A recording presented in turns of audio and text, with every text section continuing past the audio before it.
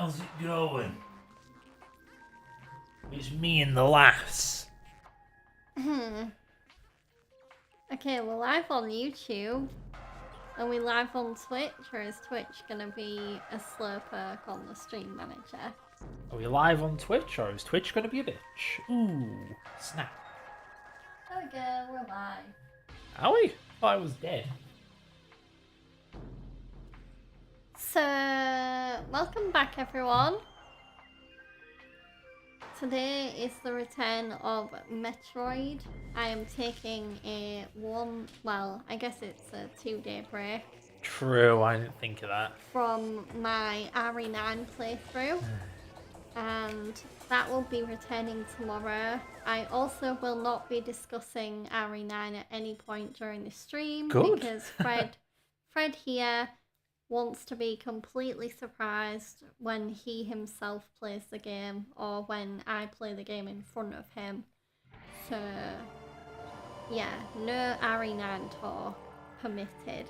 Honey, the troll in me knows that the more you say not to do something, the more a person will want to do it. I'm not gonna... Which way to go? So I have Talon Overworld. That's going to take me to the ship, which I can navigate, but I want the various suit. Alright, go this way then. I am very much looking forward to Congrats. returning to RE9 tomorrow. That's good. Yeah. Especially because... yeah, I just hope I'm not gonna go on stream tomorrow and then like have no clue what to do, because I feel like I'm in between tasks at the minute, and because it's a brand new experience I don't know how to get to the next part, so I'm gonna have to figure that out as quickly as possible.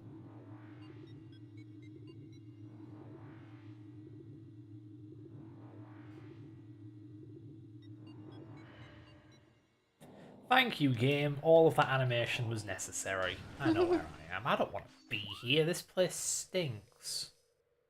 I don't want to go to the wreck ship. Yeah, I'll be back here later. Can't wait to watch this animation again. Whee! Wee-oo! Is this what Resident Evil non-Resident Evil fans see when they have to put up with the damn loading doors? At least the loading doors had a reason. Well, the loading doors don't exist anymore. Damn it. I mean, heck, I don't even think Requiem has any loading screens. Oh, yeah, they've been doing that since... Yeah, I've literally not 7. seen any loading screens. I mean, I appreciate it. It's pretty novel to have a game that just straight up doesn't have loading screens. Though you can tell they kind of fake it occasionally. Like, everyone knows that lift between the RPD and the sewers, that's a loading zone. Yeah. Yeah. Why else would it just take so long? Even in RE2 Remake, when you do the goddess statue, and then the RPD entryway, not the RPD entryway, the underground entryway. Right, that one. Yeah. Like, There you are 2 can see lifts. there's a bit of lag whenever that animation happens where that new area opens up, so clearly there's some loading going on there. If there's lag, then that's weird, because my god, computers have been Sorry. Computers been multi-threaded for like 20 damn years now. Yeah. Like, my god, run that on another thread and don't make it blocking. This isn't hard. Heck, you don't even need multi-core to be able to do it. Sonic does it on a single core 68000. It's Yeah. able to load graphics and play the game at the same time, all made possible with the fancy Nemesis compression. Or BitDev, as the source code calls it. Kill. Yeah, this is where I want to be. Lovely jubbly. Lovely jubbly, mate. Man, I can't believe I have to play this game with a claw grip. You see this? I have to use my middle finger to do the trigger, so I can shoot and whatever with one of my fingers, while also using my thumb for jumping and shooting. I'm really glad game controllers nowadays are way more intuitive. Yeah, this is like a bloody leftover of the fucking GoldenEye era of controls. Yeah. Well, FPS is about right analog sticks in general, even though it has a right analog stick. What the hell are Retro Studios thinking? What was RE4 thinking? Why are there so many games for the GameCube that don't use the stick? It's right there. Yes, I am angry, actually. Well, retro games in general didn't really use the sticks that much. I mean, I can buy that. A retro thing. I can buy it for the PS1, not only because the default controller didn't have sticks in the first place, but Yeah, that was weird. it was also just new back then. But even then, there was like an Alien game for PS1 that had modern first-person controls. Fun fact, critics hated it. Or at least a critic hated it. There's an infamous like GameSpot or whatever review where it's like, oh, the controls are terrible, but it's just modern Call of Duty controls. Like, what are you on about? Yeah. Nutter. Anyway, there's a secret around here. I don't see it, but you're supposed to be able to see the pitter-patter of rainfall on an invisible platform? Or am I in the wrong area? I don't see it. I definitely missed it, yeah. Damn. Oh well. Oh well. Dynamite. Very insightful. Oh, it's locked. Thank you, game. Thanks, game, for the totally non-descriptive "it's locked" action. There we go. I wonder if it's a perception of Resident Evil that the examination text usually just amounts to "there's nothing here." Because I know there is a fair bit of it, and at that point, why even have it? This isn't really a spoiler, so I can talk about this, but that doesn't change in Requiem. I don't know, Requiem even had the examine text. Yeah, 7, it has 8, examine. 2, It 3. has it has examine text, and it's very straight to the point, one line bullshit. It's like, something's here. So like Grace sees an item, it's broken, and that's literally what the examination text says. Oh, that? No, I mean... It's broken. I mean when you examine the environment, like you walk up to a dresser of drawers and it just says there's nothing in them. Stuff like that. Because I know Kaguya-sama makes a joke about old school Resident Evil, and Kaguya just runs up to a desk and says there's nothing here. Mm-hmm. But is that just a point that people make fun of, that you examine things and the game has code and text to say, oh, there's nothing there, instead of just having nothing at all? Which the game also does. Anyway, I'm miffed that I can't find this platform. Do I shoot it? I really want to get this damn thing early. Look at it. Look at it go. No platform. I'm crazy, apparently. I'm just a lunatic. I'm a madman with mad ideas. There's nothing here. Ooh. What have I found? You can climb the tree? Apparently. Am I daft? Samus is a spider monkey. There's apparently a door behind me? Is there? I don't see a door. Behind this bloody tree, isn't it? Where is this bloody door? Am I doing it? Am I sequence breaking? No, I'm just breaking my legs. Alright, the door's there. Cool. Where's this damn fucking invisible platform?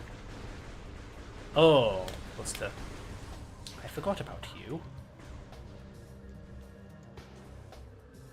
Man, we are 10 minutes in. I already don't know what I'm doing. Oh, I could just jump up here.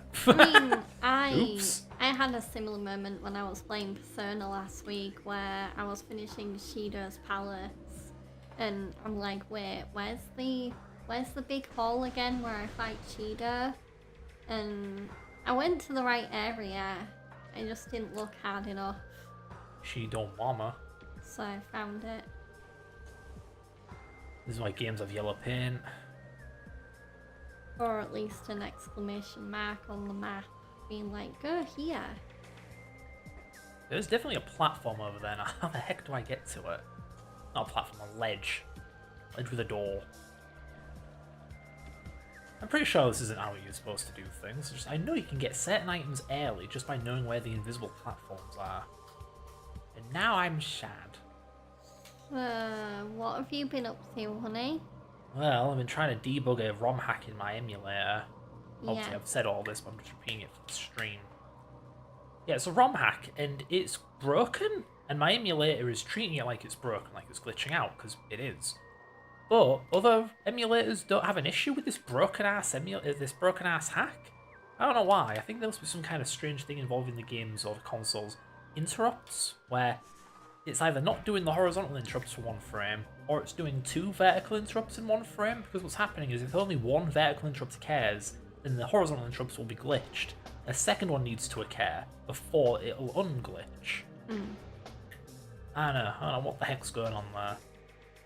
Because I know the Mega Drive has some quirks around its interrupts, but nothing like that. I'm getting sick of this, I'm just going to move on. Stupid. In better news though, you've added 4-player support to your emulator. Yeah, I forgot about that. Kind of. Annoyingly, there were 2 add-ons. Yeah, the Mega Drive only has 2 controller ports. So, companies would make add-ons. EA made one, Sega made one. I'm sure there are others, but these are the 2 main ones. I did support for the EA one because it's much simpler from a programming perspective, but only like a couple of EA games and a Bomberman game actually support it. The Sega one is way more supported, but it's just kind of stupidly complex, so I haven't gotten around to that yet. But yeah, it's working pretty good. I could play that Sonic Classic Heroes ROM hack. Remember that yeah. That works fine, which is nice. Seems to work.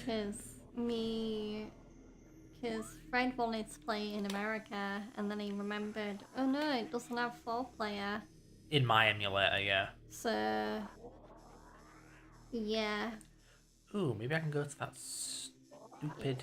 It does now, though. So, well done, honey. Thank you. I'm trying to remember where the Chazot Sacred Hall place is. It's gonna be right here. Right. I know I don't need to go to the wrecked ship. That's a dead end.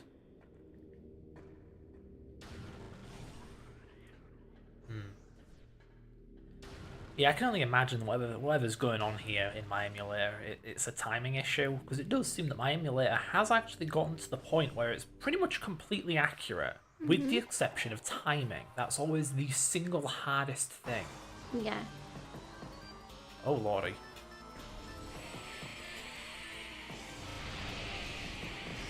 Did you not even feel that? That was a goddamn super missile, you cheater. There we go. These enemies suck. They spend most of their time just being invincible, then they dodge your attack, and they go invincible, invisible, whatever, either or. Where the hell are you? Oh my god, game, please. Oh my god, this sucks. Gotta charge up my gun again, and then fire, and then watch it dodge my fucking super missile and waste it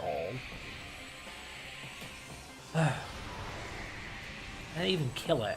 How much health do you have? I hate invisible enemies. Yeah, there's a visor that you'll get that can help, but I don't have it yet. Please, game, keep just disabling me. Yeah, dodge that attack, bitch.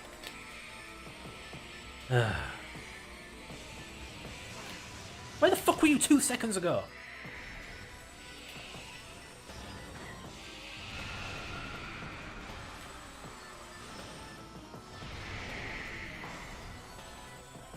Also, these pricks lock the door half the time, so you can't leave. Oh no, you're trapped. Not right now, but I will be later. Like, These ones I have to kill.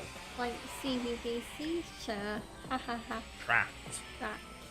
Don't ring a bell. Really? Fucking asshole, dude. There we go. It's a game show where a group of kids or whatever, they're in this like castle and they have to solve puzzles and stuff to get out of it. We're talking the one that's on like that prison island looking thing. Yeah? Where they at sea. Yeah, I think so. Right, actually, they might know which one you're talking about then.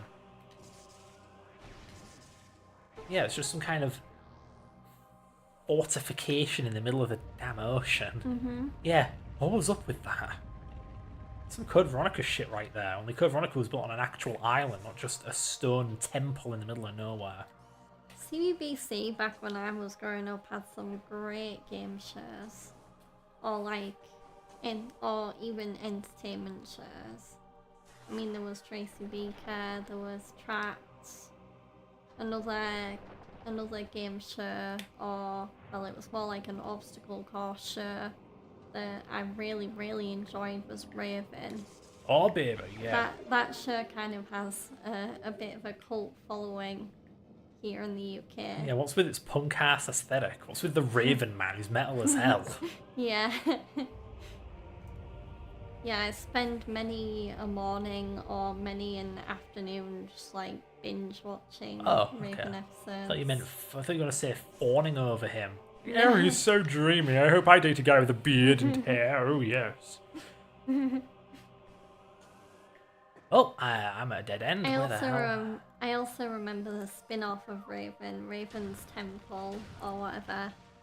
Don't remember that name. Where it was, it was just Raven, but instead of being in like a woodsy adventure park kind of dealio, it was like a Indian-looking temple. I'm gonna have to practice. If I want to do this game in 3 hours for the achievement. Where the hell do I go? Where have I been that needs the snow gun? I really don't want to go to that stupid ship. I don't get anything from the stupid ship.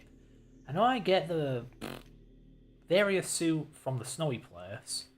Did the snowy place ever need the snow gun? Maybe it did. I know I have the spider ball that I need. Actually, let me just look at the freaking map. What am I doing? As for me, obviously Fred's been working, and when he's not been working, he's been doing his emulator and also doing his usual just before bed routine, learning Japanese, working out, etc. Me, I have started becoming more productive lately. I've started doing the odd chore around the house. I will actually need to do some errands as soon as the stream is over, because I will have dishes to wash. Yeah, good thinking, honey. It does not need to be this dark in here. Yeah, we closed the curtains like 10 minutes ago. Okay, 20 minutes ago. Because the sun came out of nowhere. It's behind a tree, but it came out anyway and just started blinding us. I think it's set now because the sky looks like it's in sunset mode. Yeah. But anyway, so yeah, I basically have become the new main dishwasher of the house, excuse me. I also, I think Fred's gonna maybe teach me how to use the air fryer as well, so I can start air frying my own meals. Because I'm good with a microwave and I'm okay with an oven as long as I don't burn myself. But the one thing I'm inexperienced at that we can also cook with in our house is an air fryer. So I'll be looking forward to using that. I think Fred said because I'm not the best at handling hot food, he's gonna, for safety reasons and to protect my dainty, beautiful little hands, he's gonna get me some tongs, I guess is the right word for them. Assuming we don't already have some. I don't know. We might have some, but I remember the ones we have maybe not being the best because they don't have a lot of give to them. Like, they seem very stubborn, the ones we do have that I think we have. So yeah, I've been doing chores.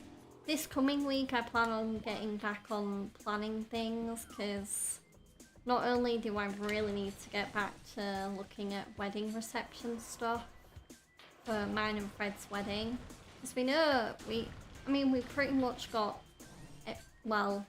all the details we need to have right now for the ceremony planned out, minus the guest list. We do still need to properly think about that. But I really need to look at local places that do really good reception parties, I guess the right word is for them. or receptions. So I'll be doing that, and then I also need to start looking into getting transport sorted for a concert that me and my mum are going to in the summer. This boss is really screwing you over. These enemies suck. They are terrible. Oh yeah, enemies, I mean, it's not a boss.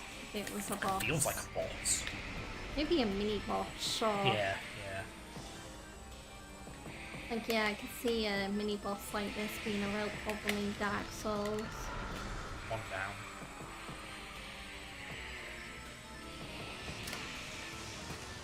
Yeah, I don't know if the remaster did anything about these. I played the remaster of this game, but I don't think they really went out of their way to make these guys any less of a pain. Maybe they reduced their health, but other than that, I don't know. Why don't we play the remaster again? Achievements. Oh. And because you're a purist who Yes. likes the originals better by default. Because, you know, they're the original and they're untouched. Good collision detection, fellas. Good fucking... Oh, this is so horrible. They become visible right before they shoot me, and then I can't shoot them. Ugh. This game's ass controls means I can't strafe. You know, aside from this. There we go. Oh, this is not fun. Yeah, I want to keep talking, but I also feel like you should have some quiet to concentrate. Where is this prick? I can hear it. Can't see it. Can't see it on my radar. Get the fuck over here. Just dicking around on the other side of the fucking map. It's behind the big pillar, of course it is. Hear it. Can't see it. Still can't see it. That radar's Maybe- being a fat load of hell. Maybe you would be better coming back here once you have the visor. I think I need to kill these pricks. I want to move on. I can't see anywhere. Good lord.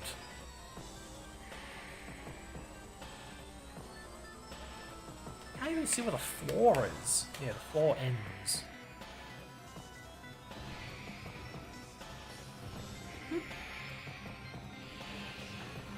Get out of the fucking ball, woman. Jesus.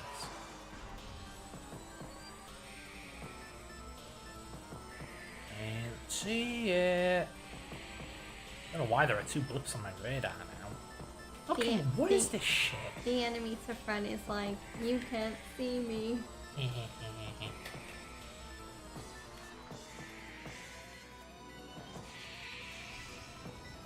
Man, I've played crappy ROM hacks that are more thought out than this.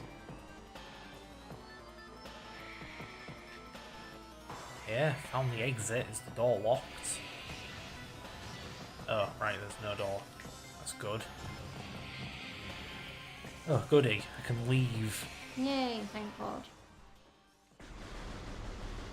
Something tells me I'm not going the right way. Was I meant to navigate this backwards? I'm trying to get back to the boss arena, because there's an unlockable you can get there. Oh yeah, there's fucking weeds grown over it. Thanks game, all my efforts were useless. Man, I just wanted to take a shortcut to the damn caverns. I gotta go the long way around. I wonder why Metroid doesn't sell well. Did Metroid Prime 4 sell very well? I think you have to wait for a shareholders conference for Nintendo to actually divulge that information. Yeah, to be fair, now that I think about it, I don't think I heard about what Square Enix thought about FF7 Rebirth until well after the game came out. Yeah.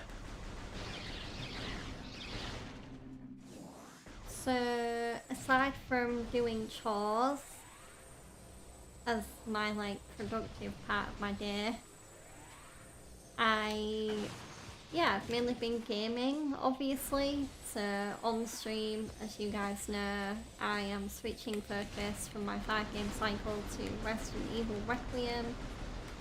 So far, I'm really enjoying the game. Obviously, not going to go into too much detail because spoilers, and also it's a new game, and I know there'll be a lot of people that maybe might not watch my Resident Evil Requiem walkthrough at first because they want to experience the game for themselves and not be like those trolly idiots that feel the need to drop spoilers and totally not realise that, yeah, it's gonna hurt other people's feelings. Oh, they realise it, they want that.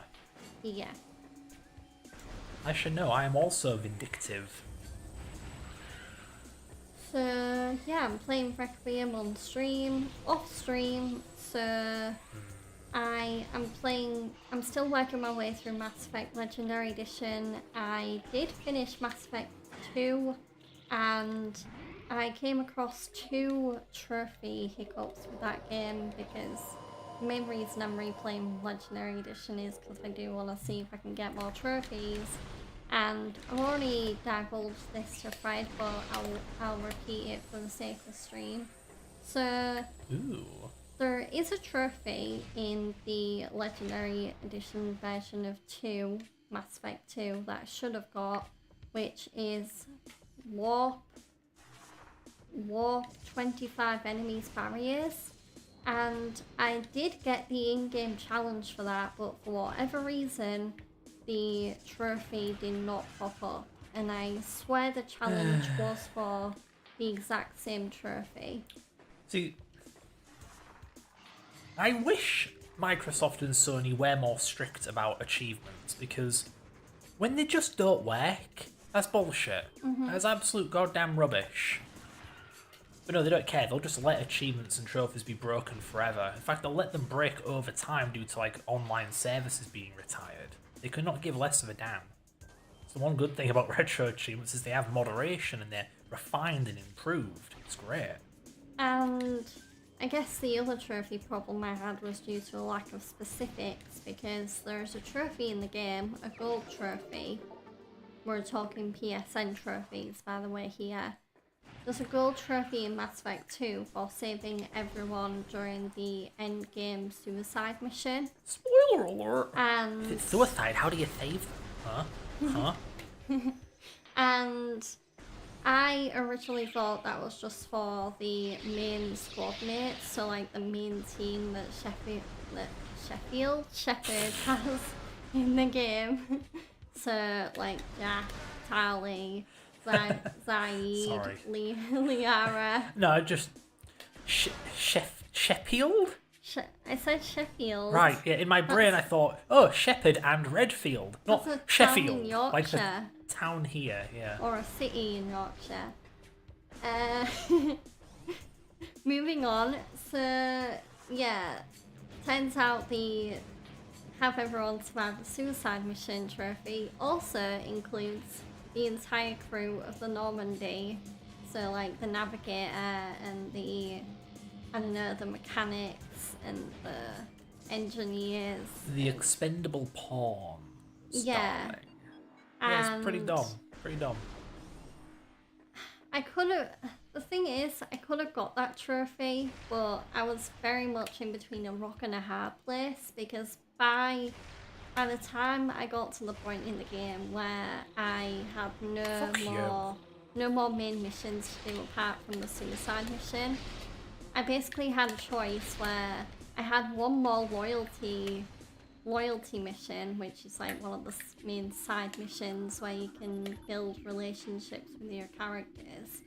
I had one more loyalty mission to do for the guest team member Legion, and I basically had to choose between doing that or saving the half of my crew that would eventually go on to die.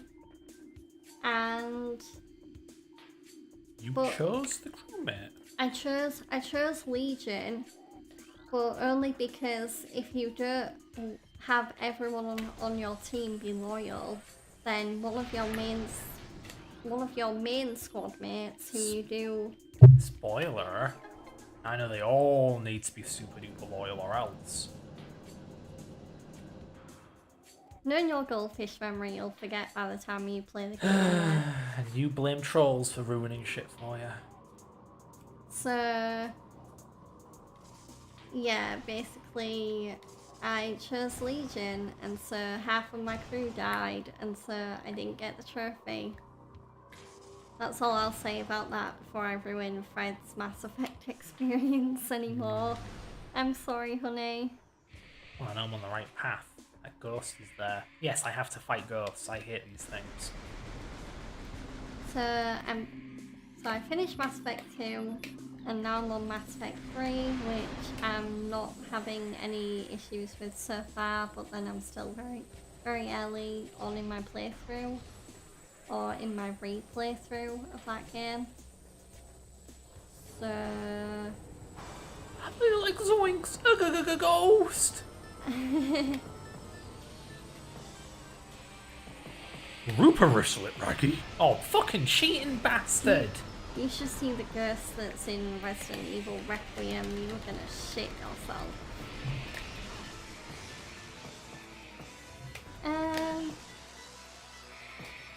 And then off stream, I was also playing Yakuza, Oh, shit, but balls. even though I thought lowering the frame rate to 60 works, I don't know if it did for the crashing.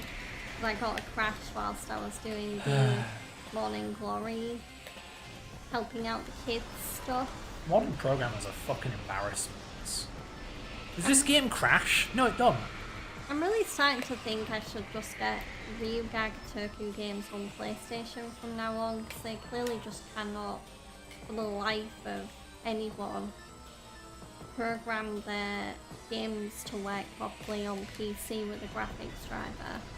I don't know whether it's just an Nvidia issue, but still, I feel like most people nowadays, they do have an Nvidia graphics driver. I mean, there's the odd person with the AMD one, but most people do use Nvidia. And something's gonna change. Either Nvidia needs to make better drivers, or Ryuga Gotoku just need to get better programmers that can actually make every form of a GPU work with their game. Is it really always down to the goddamn GPU driver though? Mm-hmm. Like, what the hell are they doing that's so experimental and bizarre? To be fair, remember Pirate Yakuza had that weird HDR issue? That's gotta be a them issue. Surely there's nothing wrong with the GPU driver that causes HDR to completely explode. Well, obviously not, because the HDR works fine in Yakuza 3 Kiwami, just for whatever reason went up the shitter in Pirate Yakuza. Fucking... Oh. This game really expects me to dodge attacks with these crappy ass controls. Unbelievable.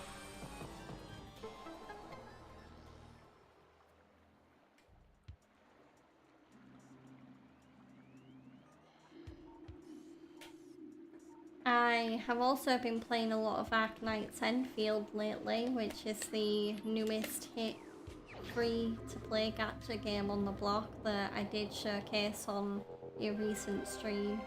I may need to actually grind for the first time in my playthrough of that game though, because I tried doing the main mission and I think I died. Yeah, I'm pretty sure I died. You died? So I need to... Why are you here? No, my characters died. My team died. So, yeah, I'm gonna need to upgrade swords, level up characters. You good? Gawking at the mic is a lot closer to me than you. Yeah. So, yeah, I'm gonna work on grinding and hopefully then I can progress further in the story in Arknights, because I'm really enjoying it. Yeah, speaking of grinding, I just got done doing all the retro achievements for Resident Evil 1 Remake. I like that game and all, and the achievements are generally good, but can we not have so goddamn many beat the whole game in one go doing this or that challenge without dying achievements? It's a bit boring. Yeah. Because RE Remake isn't even that hard. There are like 3 bosses you actually have to fight and like 0 enemies that are a problem. And those 3 bosses you can cheese. But it's 3 hours. It's 3 hours of just busy work and tedium. And there's like 10 playthroughs you have to do. It took me 38 hours to master that game. It was boring. Like, how do you turn Resident Evil into a grind? Ugh. And yeah, it's not even that thing's problem exclusively. Do you remember the RE4 remake achievements? Or challenges?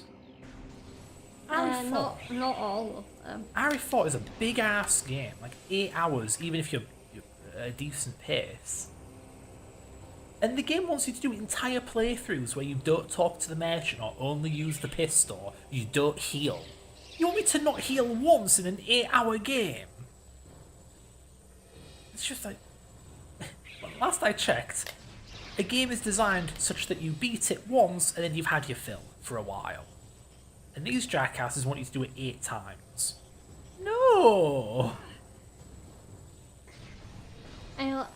I'm also having that really nice experience with a game lately where I remember why it got me into a well-loved series, because I am playing Assassin's Creed Remastered, which is a PS4 game, but I'm playing it on my PS5 through backwards compatibility.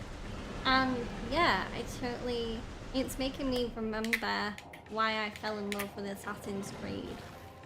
Because the American Revolution storyline is really interesting. Huh. And I think Haytham is definitely one of my favourite assassins, and I kind of forgot that until I started playing 3 again. 3 was also the first Assassin's Creed game I played. Just played.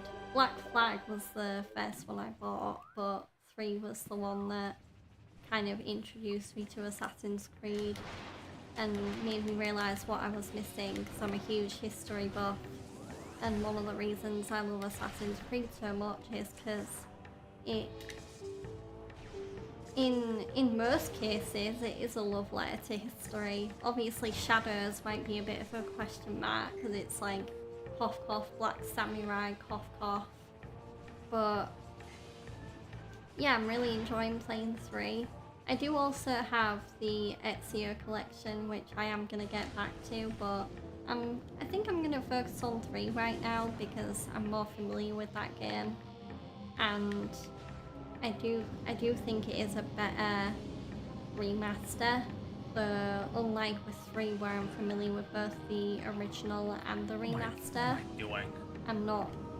I'm not really familiar with the original version of the Ezio games, so 2 Brotherhood, and then Freedom Cry, I think the other one is. Oh god, what are you doing here? What are you doing, honey? Why does that look like a Doom enemy? Oh yeah, it's like a Revenant. Yeah, I don't see that. I'm surprised I picked that up before you, seeing as I've only played, I want to say like half of Doom 2016. I played this before Doom, so naturally I just see the enemy and I see the enemy. I know there's a platform here, game. Oh, there it is. You see it? Yeah. Invisible platform. It is indeed a prat. It also falls. I have to be quick. Crisp rat. Crispy rat. Oh, I'm starving. Piss, I missed. God damn it. You're not starving. We just had mozzarella sticks. TMI. My diet is man's secret. Is there another platform? Like hop of this one for? Hello? Anyone? I'm falling. I don't want to go. Damn it. I don't think I have any more gaming updates. I mean, this coming Friday, I will be, I imagine, a little bit more busier with games off stream, because I will be, no doubt, playing the heck out of the new WWE video game when it comes out. Especially because I'll be getting it early access, because I pre-ordered the King of Kings Deluxe Edition. You're a gal. Paying homage to the game, Triple H. A gal can't be the king. Triple H is the King of Kings. Oh. I What the fuck? I he thought this was a Chozo relic. for his authority figure role, he literally has the song King of Kings by Motorhead as his theme song. And here I was hoping he'd have the King of the Hill theme. Bow down to the king. Yeah. Oh yeah, that was interesting watching that in America. Oh, King of the Hill? King of the Hill. Yeah. American television. It's about American what you'd television expect. is a riot. It's so good. I mean, what do we have over in England land, huh? Benefit Street, Jeremy Kyle. Gordon Ramsay. Got, what was that thing with the pawn off stuff? Not pawn off. Roadshow, Antique Roadshow. Antique Roadshow. That's it, yeah, got Antique that. Road Trip. Horrid Henry. Dickinson's Real Deal. Yeah, the television is pretty grim. The Graham Norton Show. Yeah. Whereas in America, Paul you've O'Grady got Show. like... Well, no, we don't have the Paul O'Grady Show anymore, sad face. Yeah. R.I.P. Paul O'Grady. My knowledge of television is about a decade out of date. God, what happened to me? Time is just passing me by. Whee! Why am I here? What am I doing? I'm still trying to get to the snowy place. Holy hell! This game's taking forever. I kind of know how you feel, like, because I'm okay to admit this on stream, but I do kind of get a bit discombobulated. If I've been chatting for a bit, it does take me a few seconds to be like, okay, what am I doing in the game again? Because I do notice sometimes when I'm chatting with somebody whilst playing a game, I just stop playing the game, even though I don't mean to. Yeah, I'm no Game Grumps defender, but chatting with a guy next to you is very much a thing that will make you play a game like complete shit. Unless that game is muscle memory, which this definitely isn't, you're gonna have some trouble. Yeah. Like, I remember watching them play Naughty Bear, which is just some random 360 game that people remembered for like 3 months and that's it. He got stuck in the tutorial. He kind of briefly like looked at the tutorial text, didn't really read it, and then he was like, "Where do I go? What do I do?" For the entire video. Of course, the comment section ripped him apart over it, but again, when you're chatting with a guy, it's kind of hard to read a wall of text. Yeah. Yeah. It's even less when the game also prohibits you from doing it. Fuck this, I'm going the other way. Like Metal Gear. Cough, cough. Prohibits you from going... What? The game prevents you from talking, not just the company right. you're with. Yeah. Yeah. I mean, I'm sure for them, if they were to do Metal Gear Solid, they'd just talk over the cutscenes because they've both probably seen it before. I mean, maybe Danny hasn't, but I know for a fact Eager Raptor has. Do you know what people know him for? An animated parody of Metal Gear Solid 1. Of course he knows the plot. Why not just call him Aaron? That's his actual name. I know him as Eager Raptor. Mm-hmm. That was his YouTube handle back then. Hell, Yeah. it still is, if I remember right. I think it's still his social media handle. Yeah. Yeah. At Ego Raptor. I remember when he was something of an internet sweetheart before Game Grumps. I remember when he was on this game show, and he got like disqualified, but let go for some arbitrary arcane reason. It seemed like the show just wanted to make a controversy for attention by getting rid of by far the most popular person. Sorry, ran out of oxygen, died, came back to life. Okay, so I don't want to go that way. Where the hell am I going? Look at this fucking thing. How am I supposed to navigate this? You okay with us chatting about random stuff? I'm not okay. Oh. I just mean in general. I'm okay with us talking. I'm just not okay. I'm stuck. Okay. I was scared for a second there. I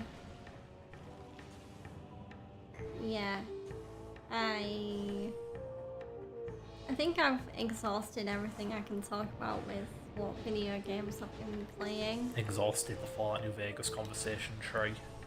Gotta get you to play that at some point. Yeah. It was kind of funny. You'd think with them making a goddamn TV show out of it, they'd remaster the fucking game already. Yeah, give us the Fallout New Vegas remaster, Bethesda. What are you waiting for? Don't tell me you're making a sequel to Starfield. Ugh. Actually make it, you know, not randomly crash out of nowhere this time. That's another game that crashes. It also runs like complete dog shit on a 4090. Yeah. And yeah, I can play Resident Evil Requiem on my PC and I get a beautiful, well over 100 frames. Which is good. Especially on the menu. I guess it just goes to show they really have been working with Nvidia, because we've seen those promotional videos where they bring in the more. CEO. Clearly more video game developers need to work with Nvidia on their games. Because Capcom clearly did something right there. It's a bit weird. Why should they? Because Nvidia, you're just going to use DirectX, or Direct 3D, OpenGL, whatever. The same stuff as AMD, the same stuff as Intel. The whole point of these standards, you don't have to be tied to a particular manufacturer or whatever. So why do you have to partner with Nvidia to get good performance? I mean, in theory, what's fast on Nvidia should be fast on AMD, as per the Vulkan or Direct 3D12 standard, right? So what's going on? Is it just that Nvidia know how GPUs work, but game developers don't because they're talentless idiots? So they have to consult with Nvidia to figure out how to optimize their shit? What's going on? Why is this happening? Are you, me and Joe going back to Fallout, are we gonna actually watch the TV show together? Yeah, sure. I mean, I know we didn't do that, not the Saturday, just gone the Saturday before. We just watched Spider-Man 2. The classic Tobey Maguire one. Electric Boogaloo.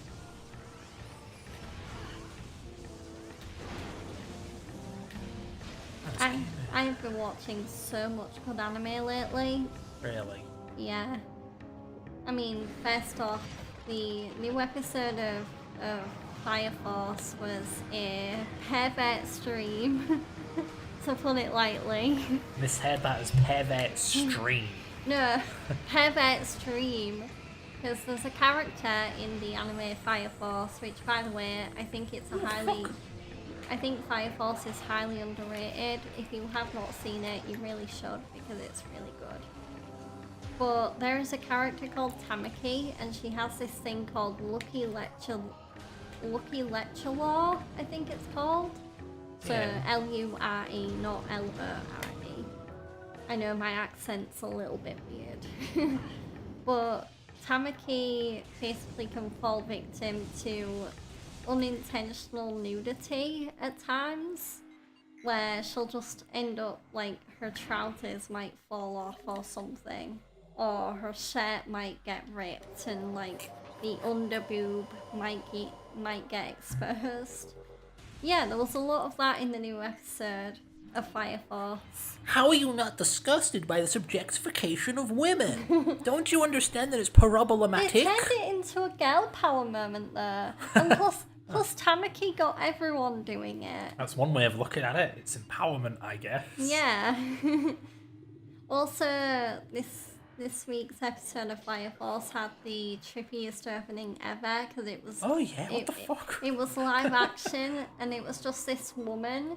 I don't know whether she's related to like the Fire Force manga or something, like maybe she's the mangaka and she wanted to be involved. But yeah, there was just this woman rambling about the Great Cataclysm, which is the big event that they're trying to stop in Fire Force right now. I didn't know she was talking. Of course, George is watching with headphones on. All I can see is the TV, and all I see is this YouTube poop of this one random woman walking around and teleporting and doing weird poses, and that's it. It just ends. Yeah. That was really surreal. Yeah, it's really weird seeing live action combined with an anime, but it was really, really good. I think David Production are absolutely crushing it with Fire Force. Also, I'm really friggin' happy because in JJK it looks like they're finally actually starting the culling game. Because Yuji and Megami are officially in the game now. They are going after people, trying to get points. And yeah, I'm just glad the preparation was over, because, I mean, The Mackie episode was good, but apart from that, it did feel a little bit fillerish at times. I mean, heck, there was literally one episode where it was nothing but Yuji, Choso, Yuta,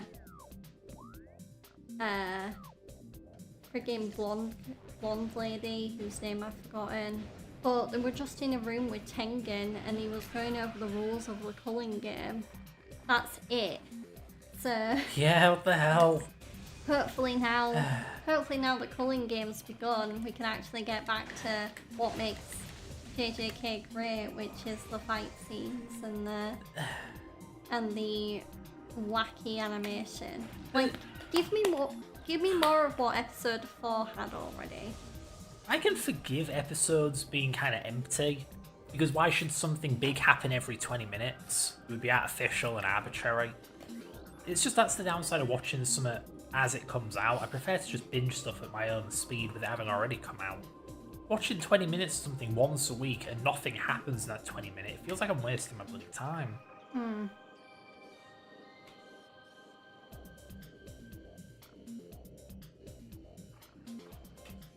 think I'm supposed to go this way. Wish me luck.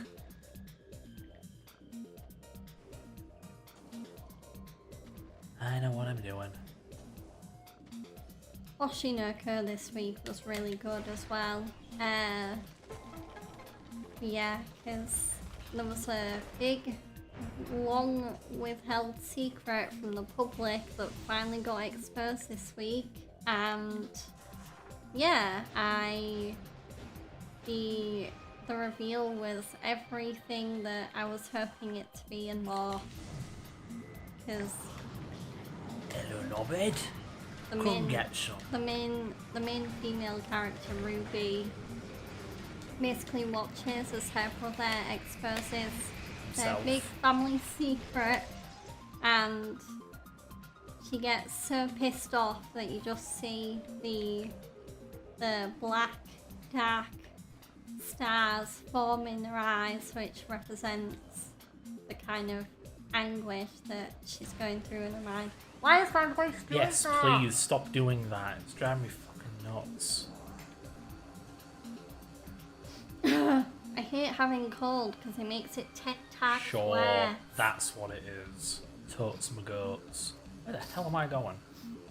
You know, besides hell when I die.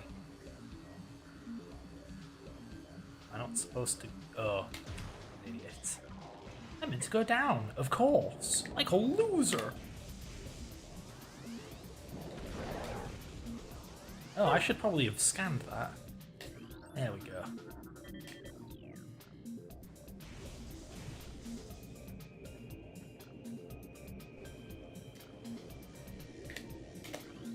I would talk, but I think it's gone away now. I think me kind of pinching my nose helped.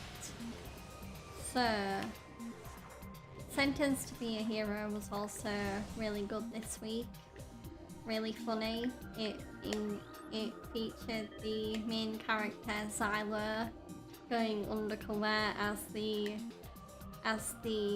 secret lover of Kibia, who is the captain of the Holy Knights in the anime. Yeah, Sentenced to be a Hero is definitely... I think it's so far my favourite new anime of 2026. Like, brand new anime. I'm not talking like new seasons or anything, I just mean debuting anime. And I highly recommend you check it out if you like action and fantasy and great characters. And also if you're like me and you like an all-star cast in your English dub. Because Sentenced to be a Hero definitely has that.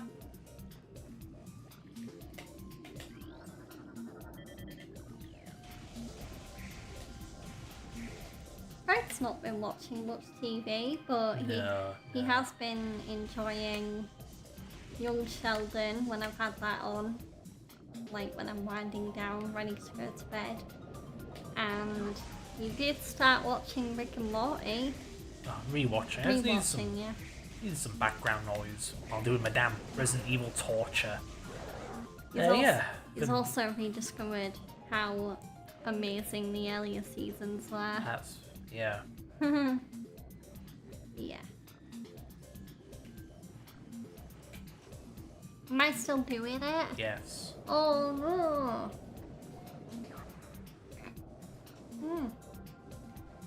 That make me fucking gag.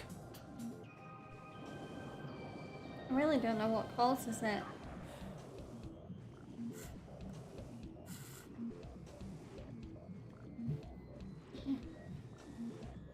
I'm definitely going the wrong way. Here we go. I'm looking for it for this entire stream. The area suit. Varia. Oh, it's fucking gravity suit, Fred. What am I talking about? I don't even know why it's called the gravity suit. What's gravity about it? It makes you see better underwater. What's that got to do with gravity?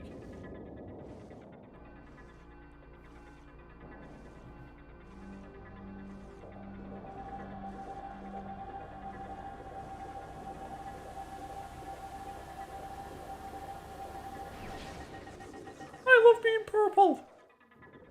Purple rain, purple rain. I don't know, this looks kind of tacky to me. I liked it better orange. Yeah, there we go. So now underwater areas are way less of a pain in the ass. Yeah. The reason they call it gravity suit is because gravity underwater is normal now. Haha, very clever. Still a weird name. Lefish. I thought I could scan these fish. Don't hold out on me, game. Well, what's a scanning point then? That was an enemy behind the fish. Oh. It's a grappling point. And ice that I have to melt. Ah, here we go. You can melt the ice, really? I didn't know I could melt ice in a video game.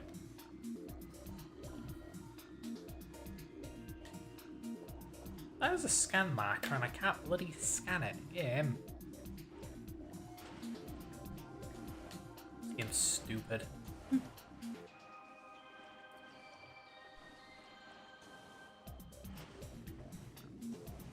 Oh god, just let me out. I hate these controls so much.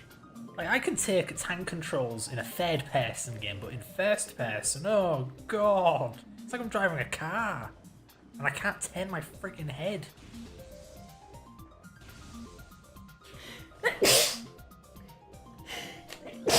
Oh, it burns.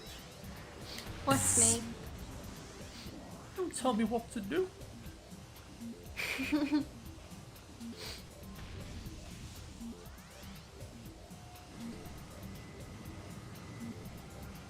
Switch to ice gun.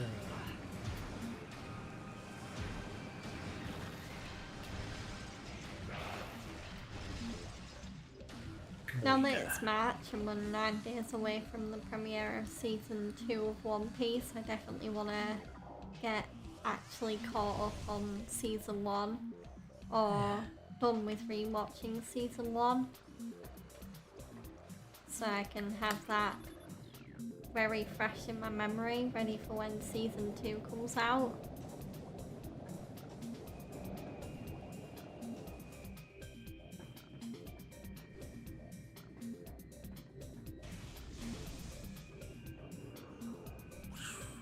Didn't know what to really add to that.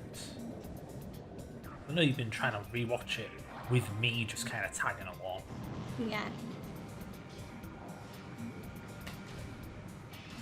I'm just not much of a TV guy. No, you don't really use it for entertainment. If anything, you use it more for background noise. When I'm really goddamn bored, yeah. Yeah. Oh right, with the gravity suit I can now navigate the shipwreck. I mean, he's not blaming me or anything. It's more his family thing. Just like his family constantly watching TV shows and movies around him, I think has really desensitized him to it. Yeah, I just couldn't give less of a rat's ass. I've got my own life to deal with.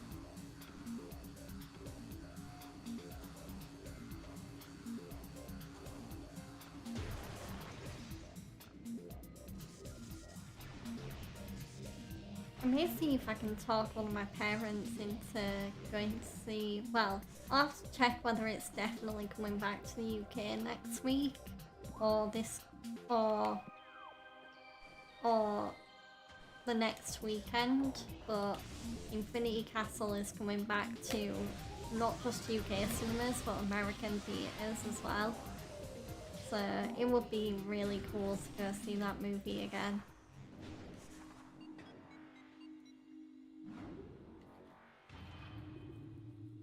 I look like a cybernetic Barney. Barney? The dinosaur. The dinosaur. I know who Barney is. I was obsessed with Barney as a kid. But I do wish I could have seen more of the actual Barney TV show. Where to now? I more just became obsessed with Barney thanks to a Barney Live DVD that I had, and that I rewatched over and over and over again.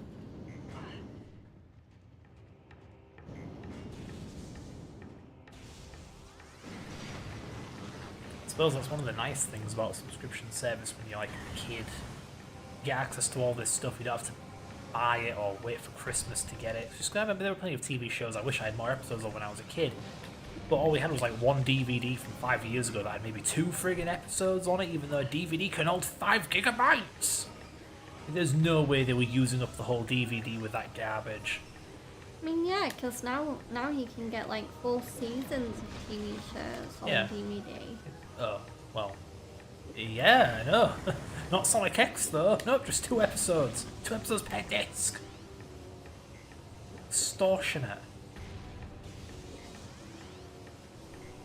Yeah, as a kid we had like a Teletubbies VHS. It was actually a 2-in-1. 2 VHS tapes in a single box. Only one I've ever seen to do that. But it was only, I don't know, at most, maybe 10 episodes? Which for VHS, fair enough. But still, out of all the episodes, that's not many. No. Yeah. I mean, is Teletubbies still going? It got rebooted at some point. I don't know if it's still going. I don't care. I only watched Teletubbies because I was like 3. Dipsy Witsy. That's not his name. It is Tinky Winky. Dipsit. Dipsit. So dipshit. Fuck. Dipsy. Dipsy, Lala, and Poe. You will remember their names because I sure as hell won't. Tinky Winky. Who thought that was an okay name for a kid's show? Tinky Winky? I don't know if this applies to America, but in Britain, Winky means penis.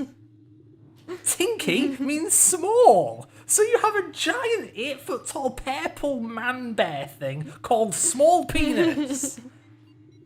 Then you got fucking Dipsy with his pimp hat and his head dick. And his pimp handbag. Don't they all have head dick? No! Tinky Winky, I think, has a triangle. Dipsy has, like, I don't know, a square. Lala has a circle.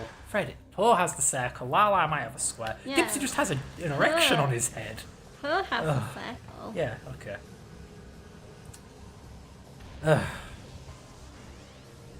Yeah, I remember Dipsy, apparently, I was way too young to be aware of any of this, but apparently Dipsy had some controversy because, yeah, he carries around a goddamn purse. He's male. He's a guy. Yeah. Of course, to a kid, I mean, like, yeah, it's a purse. Yeah, if he's carrying around a woman's purse, yeah, we know. We never thought much of it, it's just, yeah, he carries a purse. I mean, it's Teletubbies. They're all friggin' weirdos. This one happens to carry a purse around. Okay, and...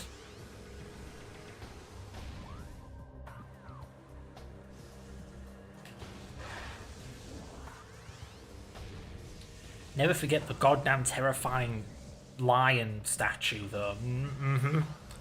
I don't remember that one. I repressed that memory. I'm not even exaggerating. I forgot that fucker haunted my early years. It's just creepy. The way it talks, the way it looks, the way it's framed, the way its eyes are wide open, the way it doesn't move. It just has a hinged mouth, and it moves around on wheels. Yeah. What the fuck? That is some Silent Hill stuff right there. Ugh. Where's the wrecked ship again? Where am I going? Going back to anime, Oh. I feel like Free Run Season 2 is a bit of a slow burn for me. I feel like they're kind of taking a bit to build their story.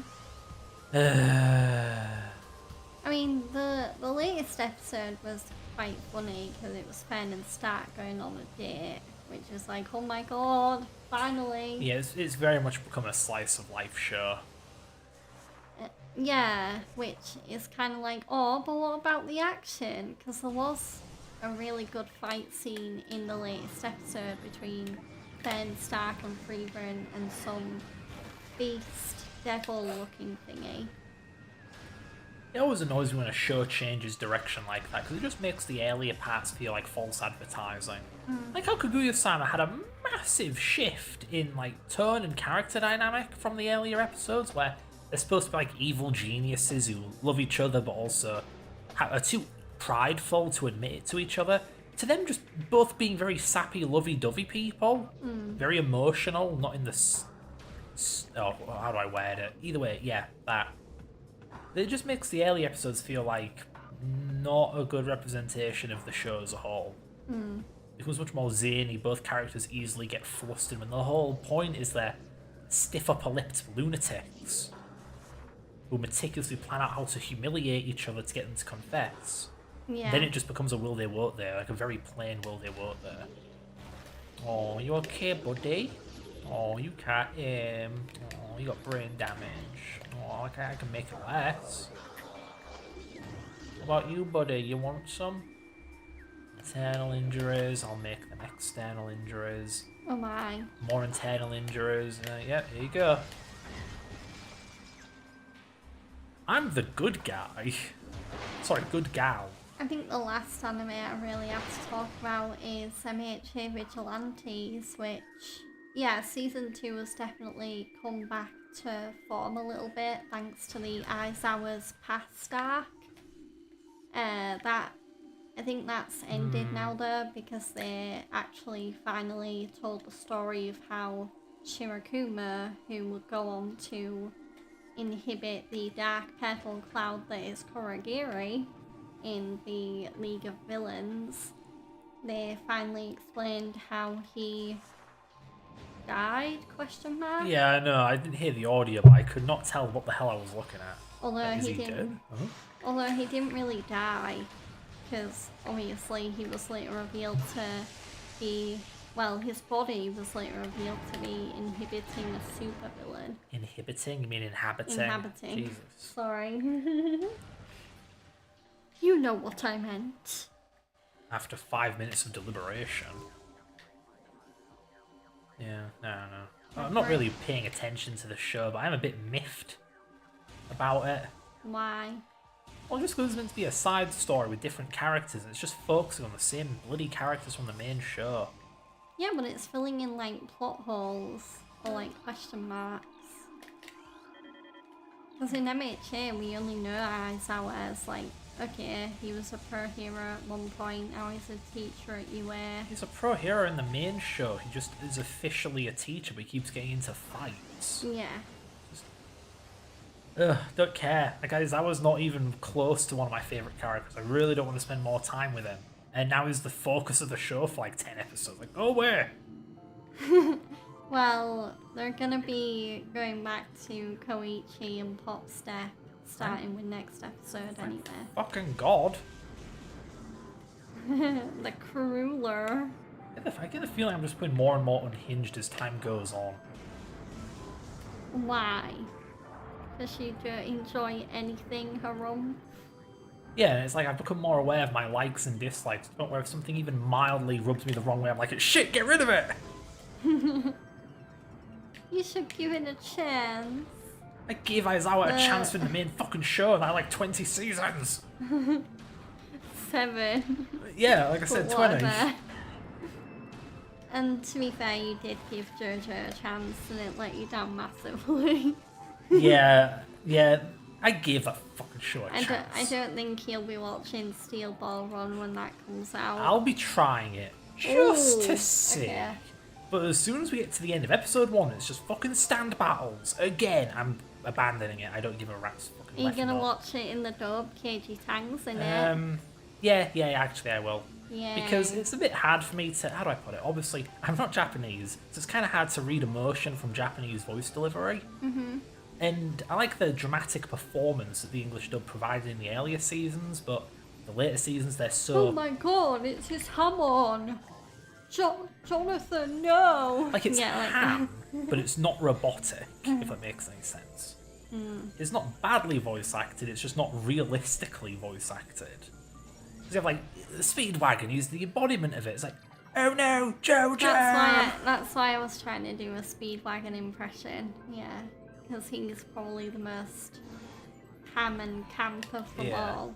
He delivered hammer into Dio's chest through his fingernails. My god, that's genius! That kind of thing. Yeah. And then you get to part 6, the Italian one, where it's just like, ah yes, hello, I am here. Where do you want me? Okay, I'll meet you there. That's not even Italian though. What the hell? No, I'm saying they're set in Italy. And the voice acting is just super flat. Deadpan. Like the protagonist, holy shit, he was like reading off a script. It's like, yeah, no shit, but he speaks like he's reading from a script. Also, you said part 6. I thought that was Jolene's part. Okay, part 5, I don't know. I'm not JoJo's biggest fan. Not anymore. Yeah.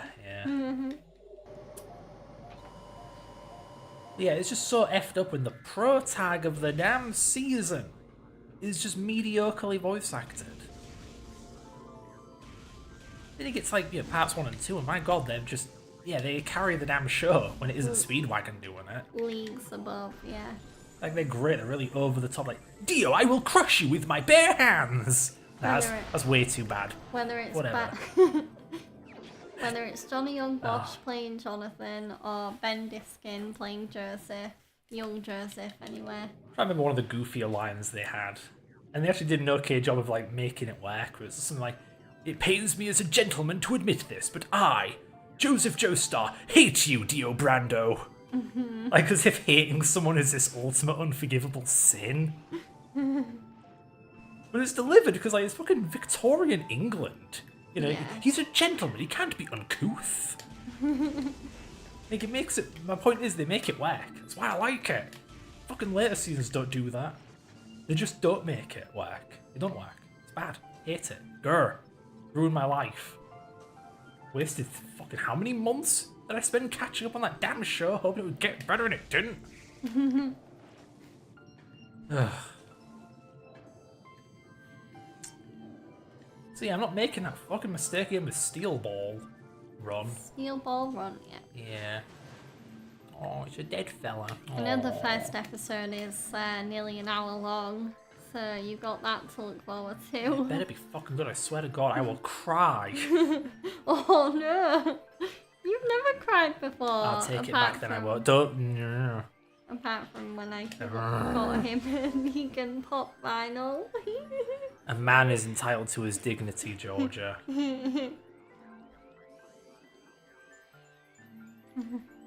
It wasn't the gift, it was the thought that counted. I don't get emotional over pop vinyls. No. I mean, a contrarian like me is inclined to be like, I hate pop vinyls, they're just trendy nonsense. Because they are.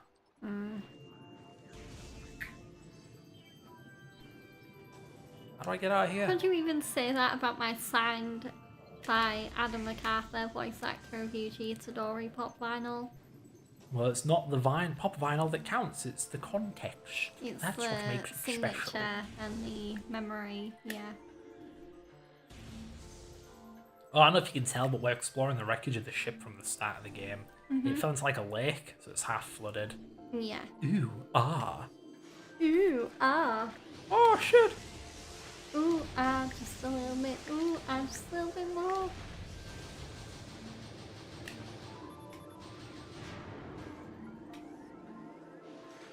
Oh, for the love of course, there's just a second one. All right, game. Any more cameras you want to pull on me? Cameras, turrets, whatever. Not seeing a whole lot to scan, even though last time I was here the game couldn't get enough of war. Ooh, new enemy.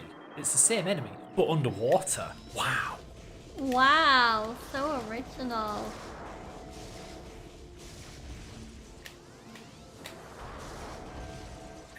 I think the only other TV show related update I have to give is I have watched all of season 4 of Bridgerton and I really enjoyed it. Especially because the ending was exactly what I wanted it to be and more. And you were complaining about the Black Samurai. What do you mean? Isn't Bridgerton set in like old ass flipping England? Yeah, like period era England. Pretty sure England had more English people back then, just saying. Well, yeah, just because Benedict Bridgerton married someone that. I'm not talking about marriage, I'm talking about looked populace. Asian. Populace? Yes. I'm just saying, very diverse cast for a show set hundreds and hundreds and hundreds of years ago. Oh yeah, so there's black people in it, and there's Asian people in it. Lots of them. And they're all real high up socially. Like, I'm pretty sure it wasn't the case back in the day. What do you know? You weren't alive when It's common sense. the period era was around.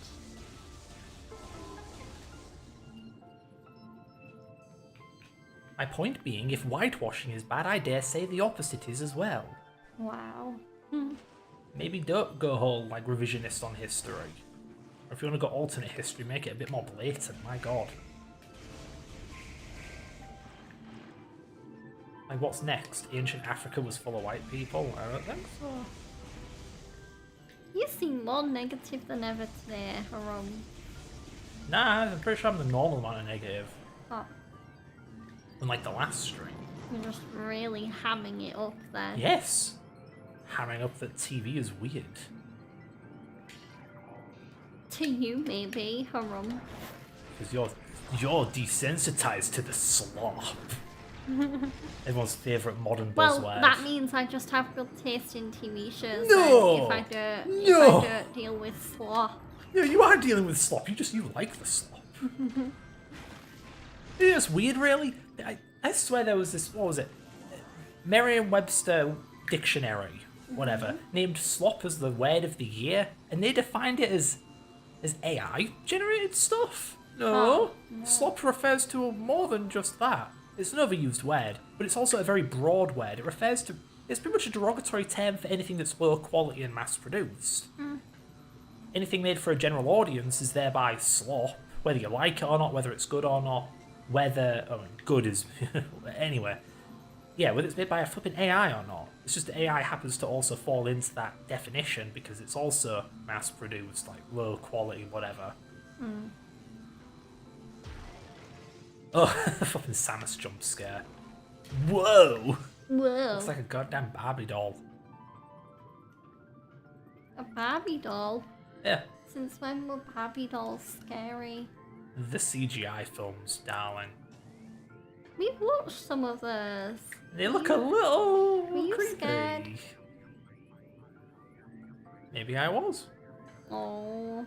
Did Barbie and the Nutcracker scare you? The ending always I found really depressing and tragic. Oh wow. Because just like the girl finds like the man of her dreams in a world that is really cool and magical and she wants to live there forever, and the bad guy, after being defeated, essentially suicide attacks her.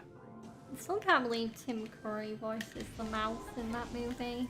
Yeah, like the words the villain uses right before tearing two lovebirds apart was, "I do so hate happy endings." Yeah. Like, Jesus Christ, that is pure malice. Yeah. Like, this fucking villain was specifically and deliberately, like, willfully ruining a happy ending for the sake of it, and it worked. Kind of. Like, I get the idea that technically none of it was probably real anyway, and the man of her dreams was in the real world, just under a different name, but I don't know, as a kid, I just couldn't reconcile the idea of, yeah, that looks like him and even has his personality, but that isn't him. If the person doesn't have the memories, is it the same person anymore? And so on. So yeah, a bit of a disturbing ending.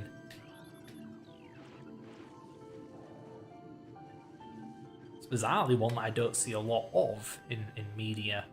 be it for kids or adults. Just the idea of being yanked away from this cool world and these cool people you've gotten to know. I can think of one other time fiction has done it, and I can't say it because that'd be a spoiler. Spoiler? Yeah. For what? A game. There's a game that actually plays with that idea, which is pretty cool. Why would it be spoiling it for me? I don't even know what you're on about. Well, it's a game you've played partially before, so... Oh god. Ugh. A game I've played partially before. Yeah. If you'd finish it, you know what I'm talking about. Damn it. That rips... That does what? That plays with the idea of you've gotten to know these characters, you've gotten to know this world, and now you have to go. It's heart-wrenching. Oh, is it Ni no Kuni? No, I'm not saying which one it is. Oh. Oh, no! No! I thought it was on the right! Well, then I don't know.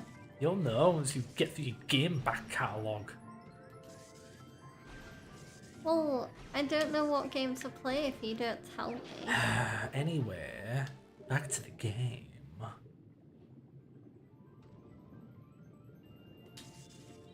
Whee! Also, Freddy's being a bonehead, he went the wrong way. It's not my fault I'm not psychic. I can't see the future. Can you blame me? Do you wish you could see the future?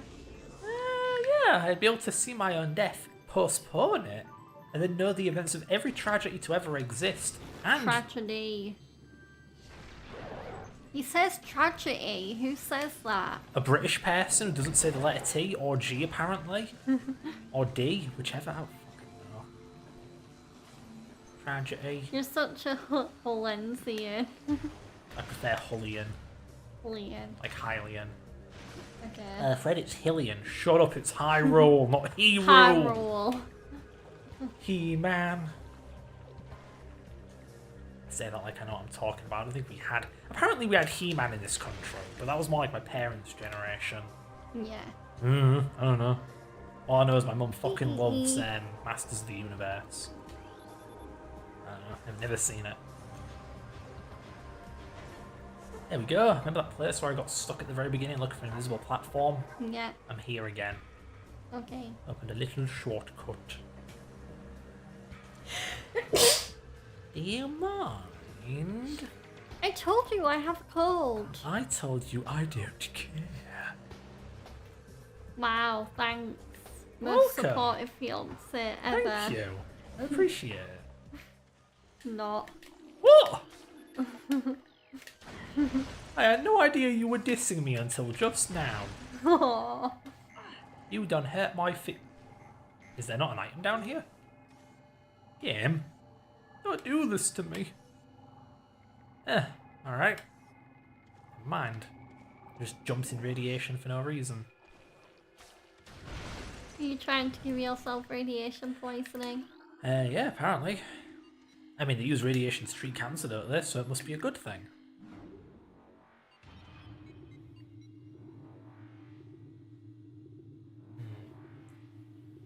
BBIAB, make small talk. Okay. I guess.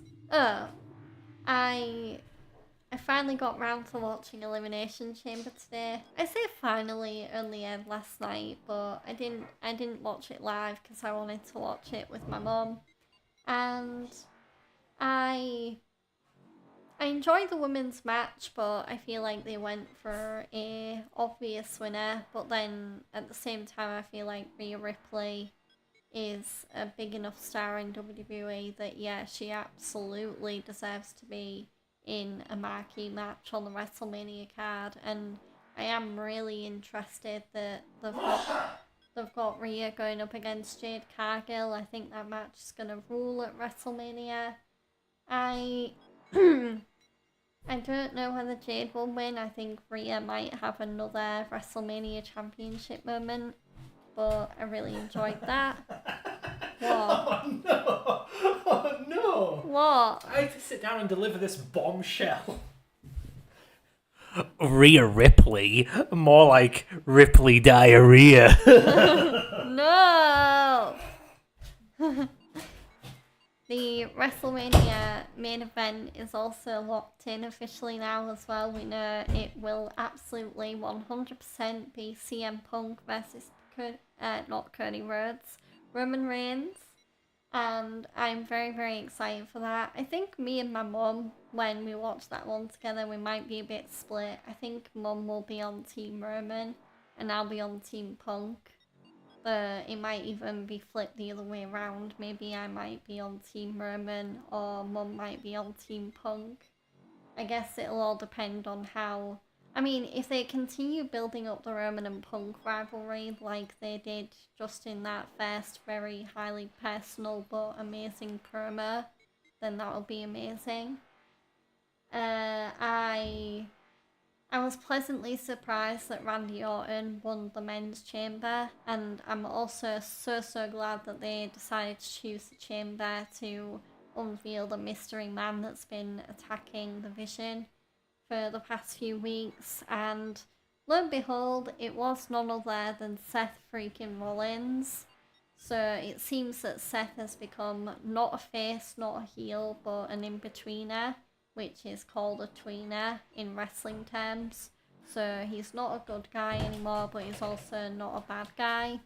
I'm guessing that status will get clarified, maybe even tomorrow on Monday Night Raw. I don't know. Monday Night Raw XD. So, yeah. Well, I'm really looking forward to Randy Orton versus Drew McIntyre. If Cody wins the WWE title on Friday, it might even become Randy Orton versus Cody Rhodes, which in my opinion seems like an even better matchup because it's basically mentor versus student, because Randy Orton took Cody Rhodes under his wing when Cody first came into WWE and they were in a stable together called Legacy, so they've got a lot of history. So hopefully, I'm really hoping that's the route they go with that match, if we're not going to end up getting the triple threat I wanted between Cody, Jake Fatu and Drew McIntyre. So, how did you jump so hard from that? I thought, oh, what's that? And it just... This isn't a horror game. Like a deer in headlights, only I actually realised what the hell was going on. Mm-hmm.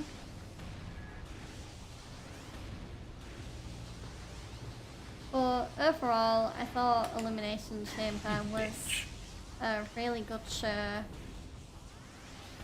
Yeah. I was a little bit disappointed because the big... Oh, what's gonna be in the box that got mysteriously delivered to Monday Night Raw reveal was... I think it got a very mixed reaction because casual wrestling fans probably have no idea that the guy that debuted for WWE at Elimination Chamber is none other than Danhausen, who left AEW. He did? Yeah. Oh no!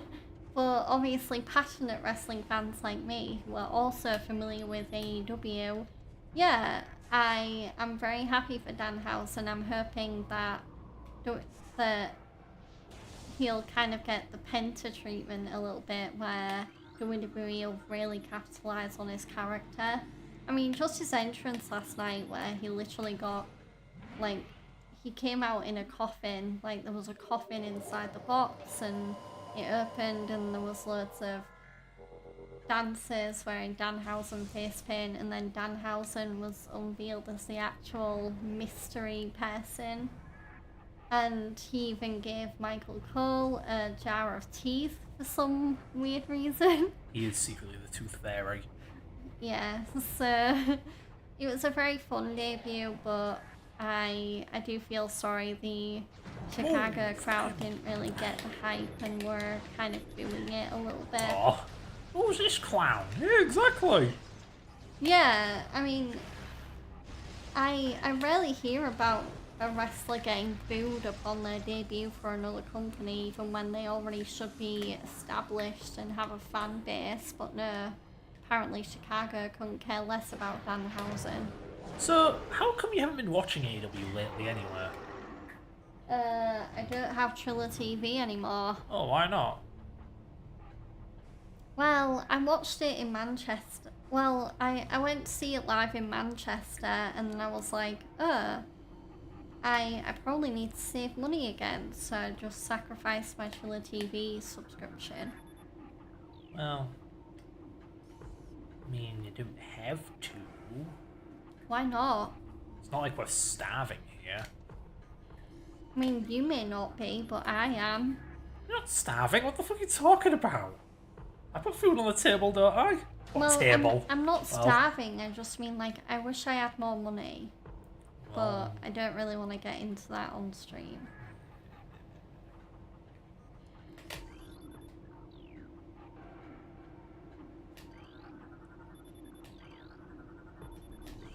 If you've been reading the game's lore, you'll know that this planet used to be inhabited by Chozo, which are like the species that raised... Chozo? Yeah. That sounds like Chozo from JJK, the cast painting guy.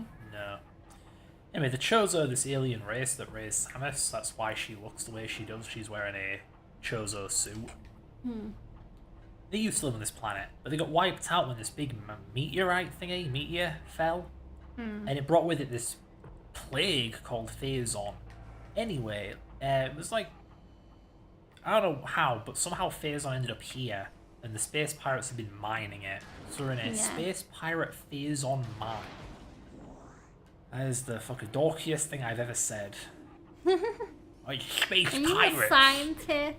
No, it's more like a comic book kind of Science dork. rules. Bill. No, science guy.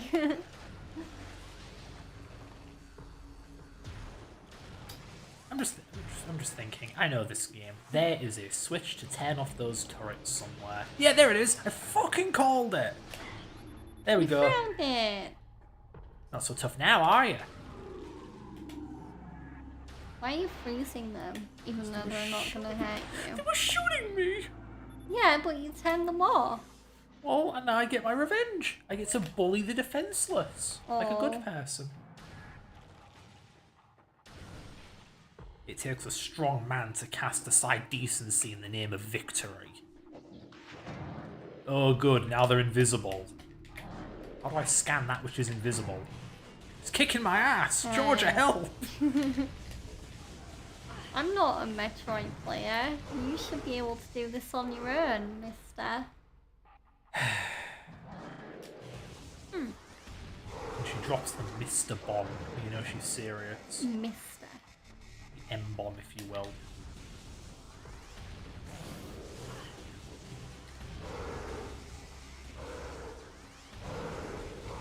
Why should I be able to watch AEW anywhere?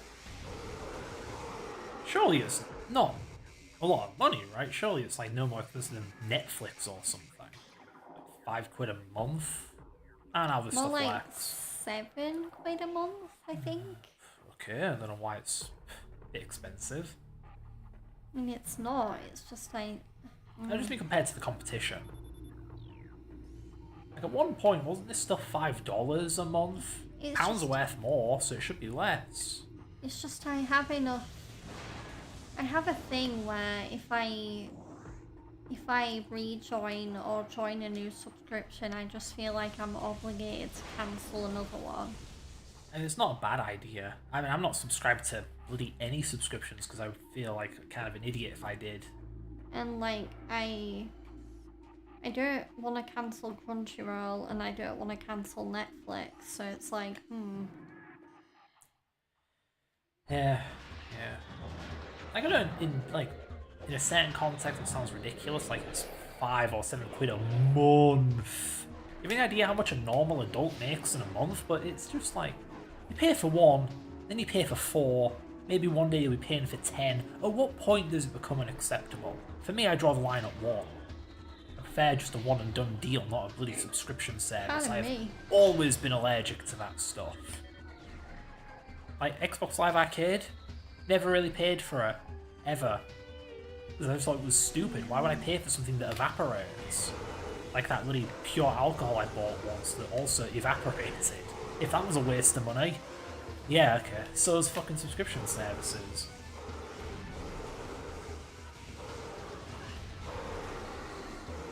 And that's what I get with it as well. So, I do not have the time to read on. Dynamite Collision, 20% off AEW pay-per-views, exclusive bundle deals, access to historic AEW pay-per-views, and priority access to AEW live show seats. You still have to pay for the pay-per-views? Why? I don't know. I don't know why the pay-per-views are just free. You're already paying money for them. What the fuck? That's an advantage of using Netflix for WWE. It's I get everything WWE. Yeah, you know, I suppose that is a matter of just good competition. I get Raw, SmackDown, NXT, pay-per-views. But yeah, so WWE are providing the better service. Because it comes with your Netflix subscription, and it includes pay-per-views. So, yeah, you watch them instead of AEW. I suppose that makes sense. Even though I do like AEW more. Damn. I mean, don't get me wrong, I have fallen back in love with WWE again, but I feel like AEW is inventive and unique and it breaks the mold. And it does things that WWE wouldn't even dare to do. Like make the men and women that wrestle there bleed buckets of blood. For people's entertainment. I'm just thinking of the Moxley unicorn stunt. Never forget. we were there for All In. And John Moxley was in a Stadium Stampede match, and there's a really infamous moment in that match where Penta, who was working for AEW at the time, now is in WWE, he stuck some skewers in. I don't know I can't remember whether it was just in Mox's head or he had a cut there or something, but it stuck up like a unicorn and then it kind of flayed out everywhere. Yeah, right, so you had these skewers who were bundled up with a bit of string or whatever. He just put me in his head, tap, tap, tap, and then pulled off the string, and this bundle of sticks that was stuck in his head just splayed out like a bloody cactus. Yeah. Hilarious, and I imagine quite painful. Don't get me wrong though, even though I don't watch AEW currently, I do still follow it. So I know who the current champions are and everything. So MJF is world champion. Tekla just became the women's champion. She beat Chris Statlander. Kyle Fletcher got the TNT championship back from Tommaso Ciampa. Tommaso champion. Oh shit. The trios championships are all champions are Jet Speed and Hangman Adam Page. The tag team champions are still FTR or Rum. When are Adam Copeland and Christine Cage coming back, huh? That's what I want to know. And I'm trying to think of other titles. Ricochet is still the national champion. Okada's still the international champion. Moxley is still the continental champion. So I am very much in the know. Yeah. I mean, I know I just listed champions and that's only one aspect of the program, but still. Actually, I mean, now that I think about it, I can at least get a complete tangent. Subscription services make sense for an ongoing show like pro wrestling. What the fuck was that? Hello? Didn't think I would encounter one of these so early. Get over here. Let me scan you, bitch. Yeah, this one is like the most annoying enemy in the game. He's got to fight it with the most weak-ass, like, plink gun. But if you have super missiles, I suppose the problem solves itself. Yeah, don't mind me. I've just got one of those weird phantom pains in my finger where it feels like something very small is either stuck up on my finger or it's stuck in my finger. But it's one of those kind of hair, like very thin hair-like things.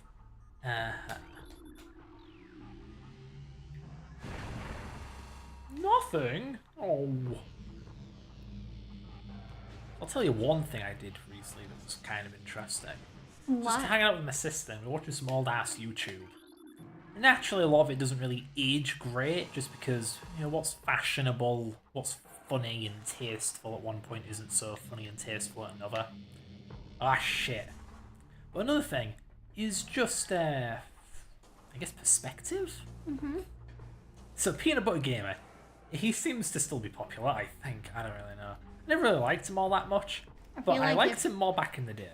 I feel like if any peanut is popular now, it's the bent peanut. Anyhow, the thing is, there's always something a bit off about him. Not in a concerning way, just he's like an immature man-child kind of YouTuber. But my god, it wasn't until me and my sister watched this, we realised, oh my god, he talks and behaves like Anya Forger. Cute when it's a fictional anime little girl, not so cute when it's a grown-ass man on YouTube. Yeah. It's just kind of creepy.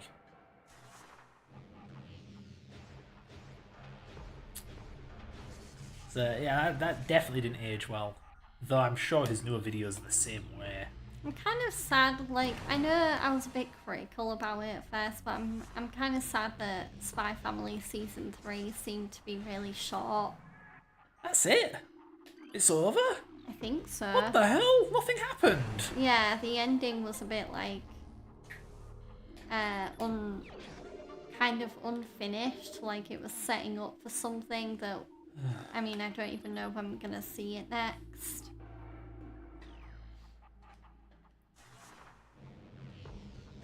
Oh, game, please. What is the game doing to you? Camera angle suck. Is that good enough? Is that pointing in the right direction? Oh, it takes 2 hits, does it? And there's nothing in there anyway. Thanks, game. Love you too. Oh, this part's fun. The game really wants you to slowly and meticulously spider ball while dodging these things. You know what you can also do? YOLO! Jump right down, yeah. Yeah.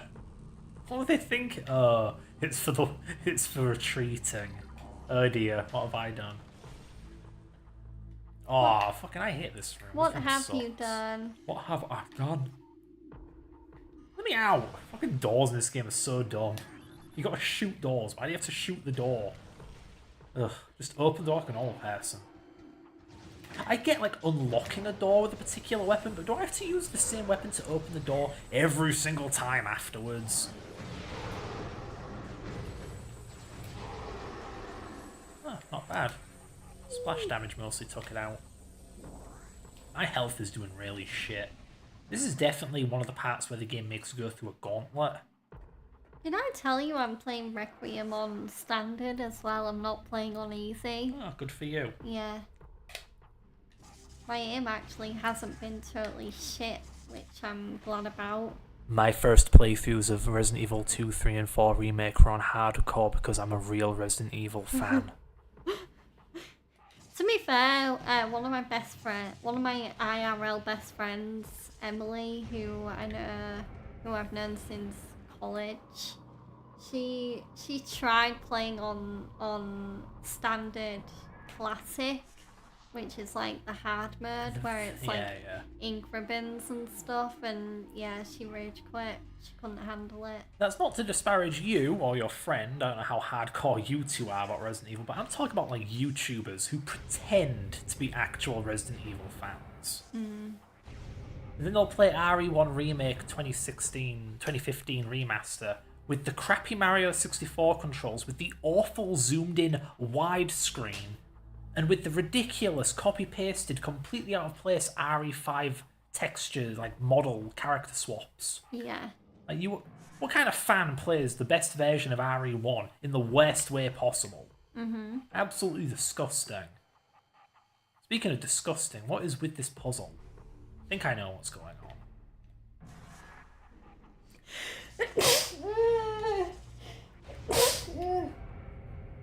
Yeah, likewise. Me. No.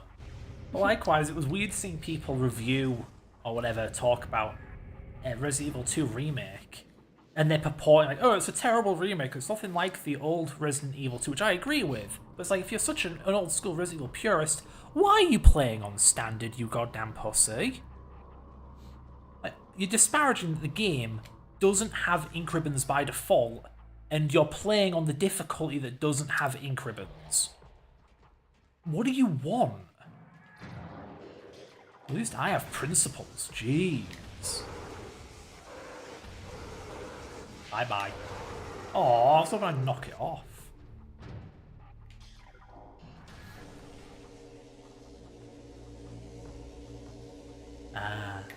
By the way, this enemy, I don't think you can ever get hit by it.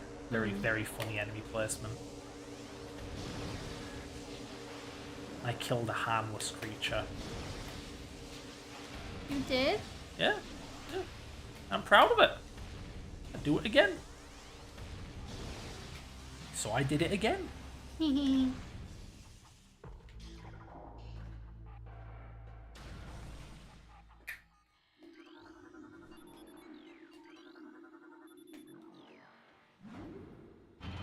Oh yeah, look at that.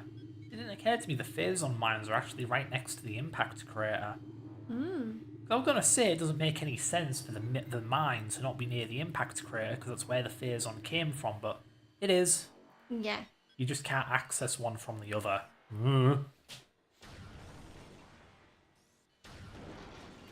Pretty sure I'm not meant to be here right now.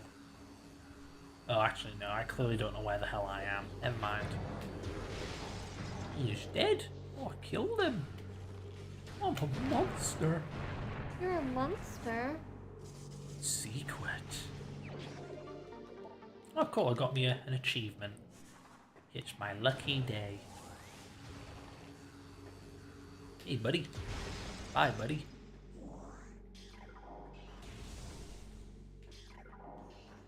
Man, if only the space pirates were peaceful, because I am murdering the hell out of them. Yeah. Why Ark. are you murdering them? Are you a pirate killer? Yeah, I'm Nintendo. I murder pirates. I stalk them, DMCA them, take them to court, financially enslave them for the rest of their life. You know, the usual. Never forget Gary Bowser. Poor Gary Bowser. Gary Bowser? Yeah, he was a guy who helped work on some Switch pirate cartridges. I think he was more of a salesman than anything. I don't think he actually helped make them. Anyway, he got sued for a lot of money and then sent to prison for a few years. And now he owes Nintendo more money than he can possibly ever accrue. So they're just taking a cut of his salary for the rest of the salary. Taking a cut of his paycheck for the rest of his life. Yeah. I don't know how the fuck that's legal, let alone ethical.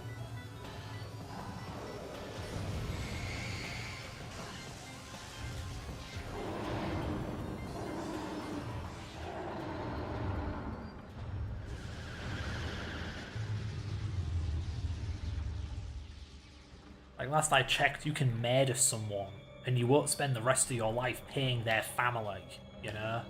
No. Like, financially paying them. I know you go to jail, do 20 years, come out, and then it's back to normal. Your debt to society repaid. But you wrong Nintendo! No. You will never make as much money as you did before ever again, because they'll be taking your money. You okay there? Yeah. Just wondering if I should get myself a beverage. The bottle's right there, isn't it? Or do you mean, like, a can of fizz? Fizz. Okay. Make Freddy go get it, because it's I all Freddy's good could for. I could have got it. Well, you didn't, did you?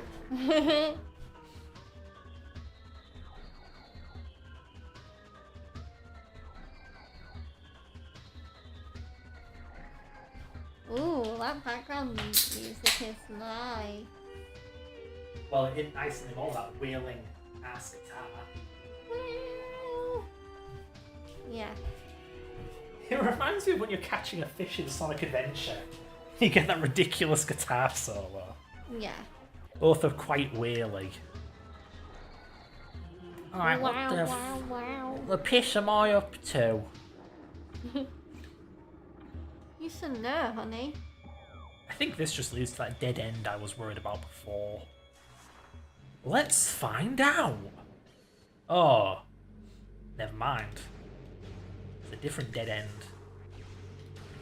Yeah, I remember now. Oh man, I have got to be careful with my health because I'm approaching the morph ball puzzle, which is this lethal section. Someone's shooting at me. I can see the bullets. You can see the bullets, but you can't hear them. No, they're quite quiet. I can just see them pitter-pattering all around me, not hitting me. Oh!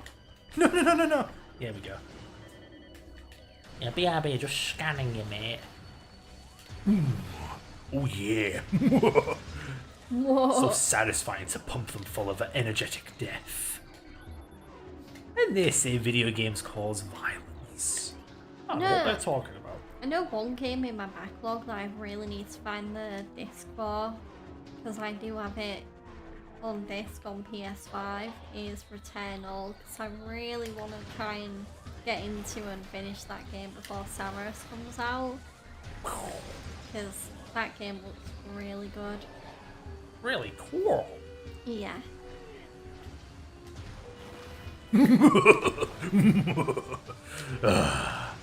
Satisfying. And I don't think there is any connection to the Returnal story, but I just feel kind of obligated to, before I play a new game by a developer, to finish their previous game. Pardon me. Good God. Women are disgusting. I should date a man instead. No! Why not? You got something against that? Men are more disgusting. Whoa! Okay. Even femcel. Men are disgusting. I'm kidding. Are you? Yes. You flipping women. You're disgusting. I'm not. You women give birth to babies. Ew, who does that? That's just wrong. You women make milk. What are you, cows? We women bleed out of our asses every month. I was trying to avoid that statement.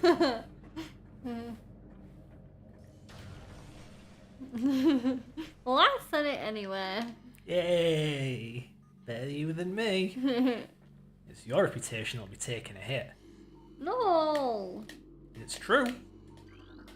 Why does there have to be so much stigma around that anyway? Why can't women just be more outspoken about their menstrual cycles? I don't know, do men talk about their hemorrhoids in polite society? I know it's a private thing, but still. Dying. It's like how many other boyfriends would be like, you're on your period, I'll go away, but not this guy. I mean, this guy supports me. bit of a TMI, but yes, I'm not a pussy who's afraid of blood. Unlike some men.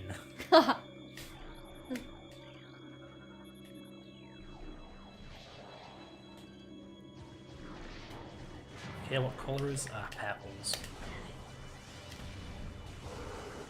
Oh no, there's two of them. What am I gonna do? I do have the Wave Buster.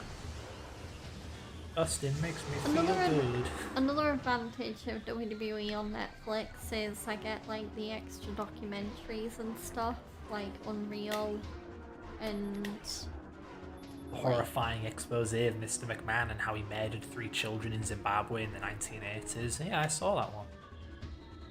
Well, there is a Mr. McMahon documentary. Yeah, about he murdered 3 babies in Zimbabwe. Is that actually what he did? No! I know he got allocated for like something sexual related. Of course he did. Who doesn't? But Tell me about it when he actually goes to court over it. And they succeed. and they put him behind bars. And he actually gets found guilty. Instead of it just being gossip for the rest of the time.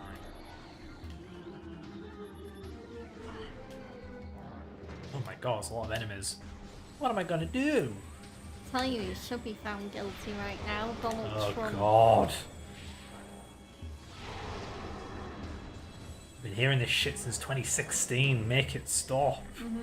Well, Donald Trump is the one that's making it worse. He's the one choosing to bomb Iran for no apparent reason. I'm sure there's a reason. Ask any Israeli. Or Iranese or Iranian, that's it. I don't know, I think an Iranian would deny the rings. Just saying. A lot of trendy topics today, my god. Yeah. I remember when the most political thing the internet was interested in was the copper. What was the word for it? It wasn't a law, it was like a proposal. A proposed law for the American, not copyright system, it was some kind of child protective thing. We ended up just getting it anyway thanks to merry old England. Hey! Ugh.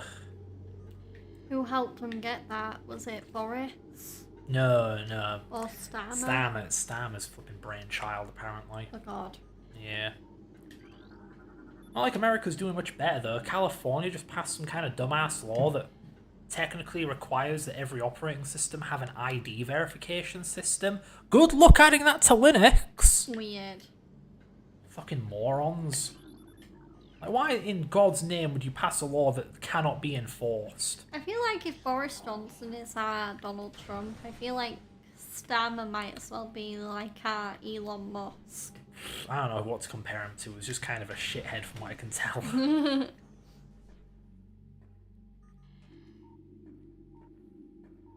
I mean, that is, of course, pinning the blame on him. Who knows who else was involved in the laws he helped pass, if he helped them pass. I don't fucking know. I'm already depressed enough without knowing about local politics. Or American politics. Yeah, but I'm talking about British as well. Yeah. Like, if I already have to know about American politics, even though I'm British, I may as well not bother knowing about the local bollocks as well. Bliss. Ignorance is truly bliss. Yes. Alright, so here's some bullshit. Here's some actual bullshit. There's a boss here. And guess what, honey? The What? boss is invisible. No.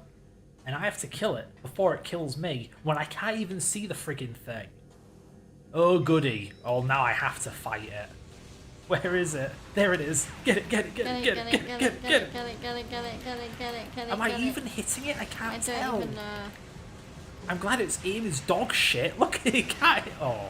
I can't hit you. It nearly can't get me. I imagine this is so much worse on hard mode. Yeah. Yeah.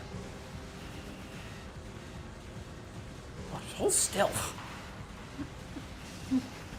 How do speedrunners do this shit? My Hashtag god. bad aim, gang. Oh. I thought it was dead. And then I got a laser to the face.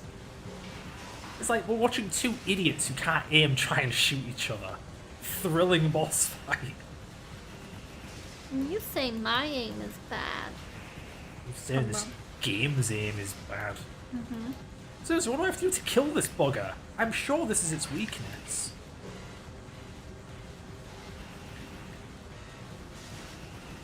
I don't get it. Isn't its body below its exhausts? And yet it feels like I have to aim above its exhaust to actually land a hit. Except when I do aim above its exhaust and the shot just doesn't land, or gets deflected, what is going on?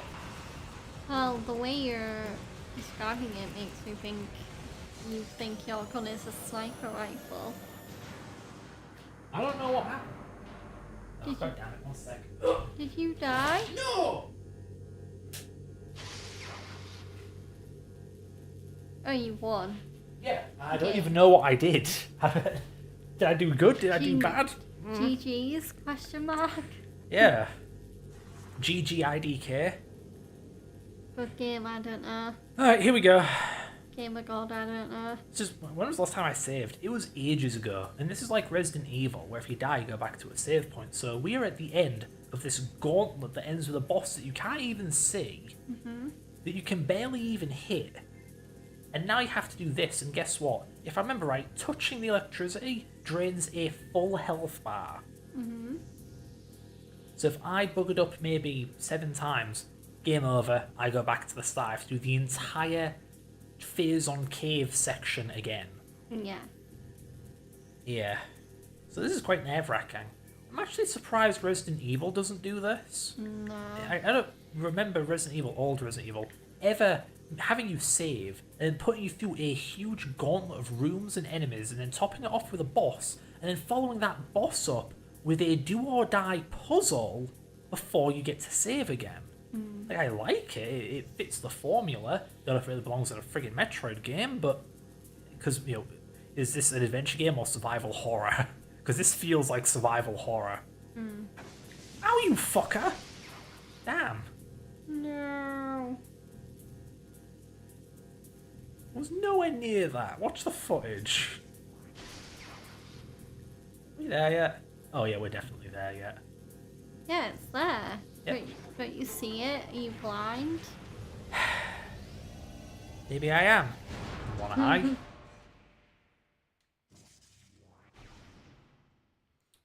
Man, this is such a dumb gimmick item. The power bomb. It's a screen nuke. Power bomb. That's a wrestling move. Yeah. I just find it's a bit shit, really. A bit naff. A bit wank.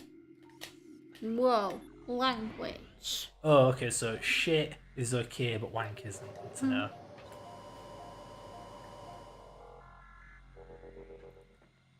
I hope Samus has a pink outfit. I wish. I think there is one in Metroid Fusion. That may be worth looking into if you really want a pink outfit for Samus.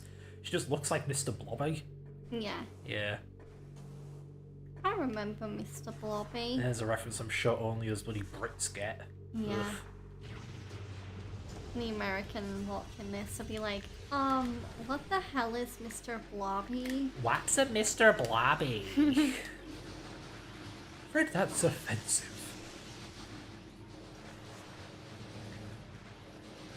I know, that's just one accent. Hardy har. I really wish there was an A&W in the UK. That was so nice. All English wrestling. Now you die. I said A&W, not A-E-W. The burger place. Oh, okay. I don't think I can kill them. I should have savored that root beer that I had Yeah, it was nice. more. Especially because I had one without ice cream. Yeah. Give or take the ice cream, it's really not that interesting. What was it? Like vanilla? Pretty sure, yeah. Huh. Whoa, what's this? Wow, it's so interesting. In the place Wow. full of space pirates and hallways and doors, there's space pirates and a door. Wow! Amazing. Thank you for the cutscene game. I'm honestly surprised Mass Effect. Well, it kind of does have a scanning thing. You can scan planets in space and stuff and get resources. But I'm surprised there isn't more of a scanning mechanic. I guess why does it need a scanning mechanic when it has a codex anyway Hey, buddy. that fills up with new information?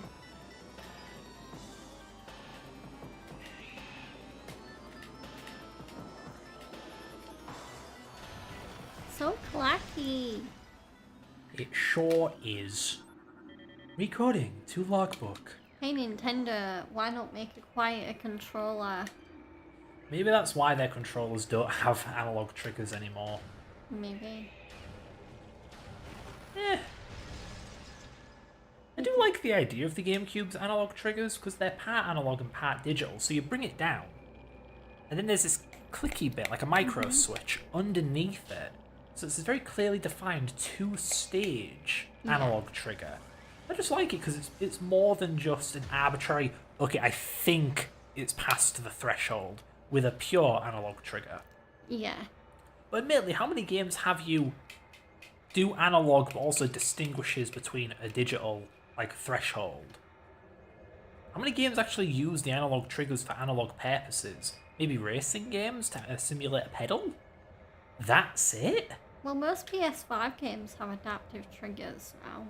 Right, well, I'm talking about in terms of the game oh, wait. Yeah, I guess. Well, yeah, because if you play a Call of Duty game on the PS5 and you use the adaptive triggers, it really you can really feel the kickback from a gun. I don't know. 'Cause I think I felt a game use the fancy resistive PS5 triggers to make it feel more like a gun trigger. I never fired a gun in my life because haha British. So I don't really know what that feels like. All I know is the trigger's fighting back and I don't like it. Well, yeah, I don't either. Like, I very quickly was like, oh no, I hate this new feature, and I just never use the adaptive triggers anymore. Yeah, I do turn them off if I ever encounter them. Just because I want the trigger to feel like a damn trigger. Yeah, not like it's fighting back with my finger. I mean, not to mention, surely it doesn't feel right anyway, because a gun has its trigger on like a hinge. It doesn't squeeze, it bends, right? It curves. But a trigger, it's like a staple gun. It's like Leon's gun in RE2, where the trigger doesn't bend, it just pulls back. That's wrong. If a gun aficionado says the VP70, whatever its name is, feels wrong because of its non-hinge trigger, then every video game using the PS5 fancy triggers will also feel wrong. Surely. Yeah. So it's just like, ooh, realism, but at what cost? How well is said realism realised? Don't-ish. I think that's a kick in the ass.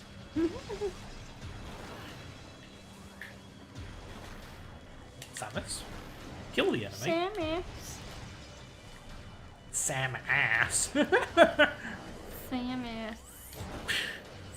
It's your turn.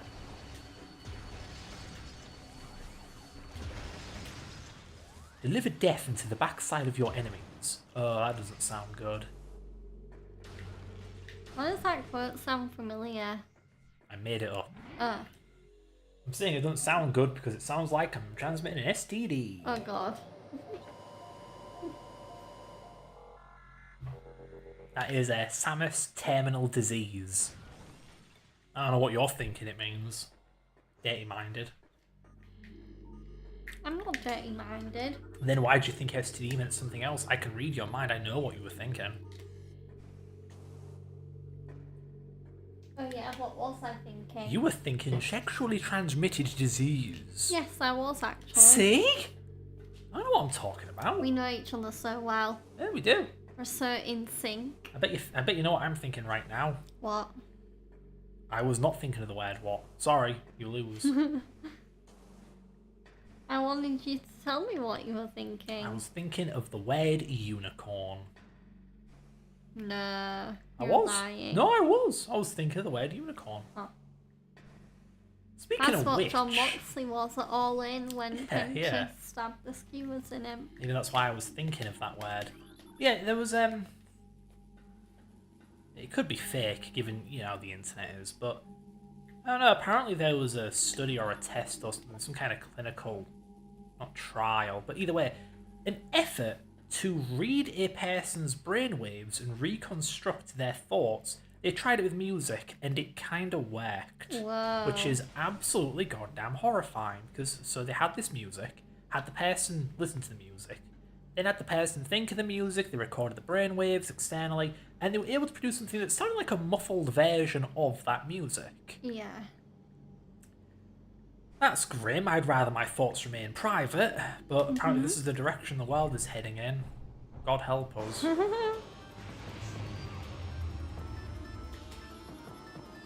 Plasma artillery cannon. Artillery cannon. Ooh.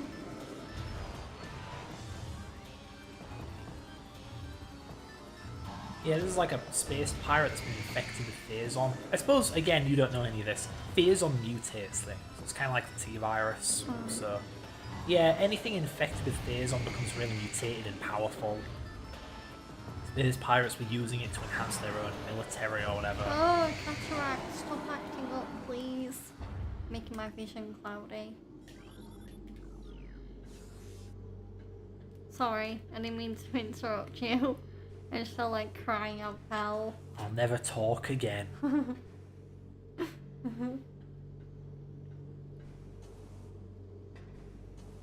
You can talk. No! Honey, no! Please talk. Oh no. What have I done? Ooh, you downloaded a map. Oh, come on, honey. You can't be silent forever.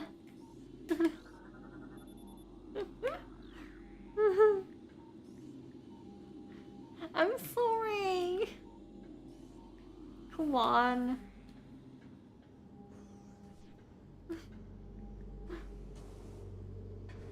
I'll leave if that's what you want.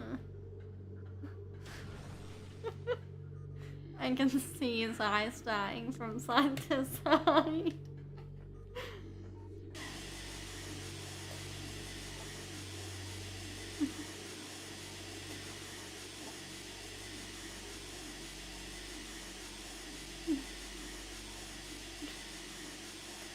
Honey! Are you gonna talk or what? No, why not?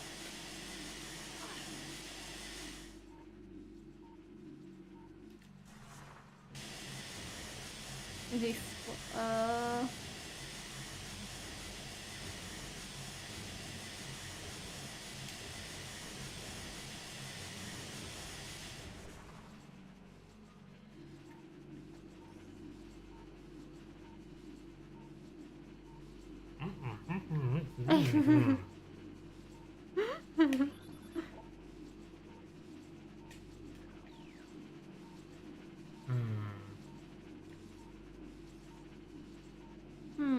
he's thinking.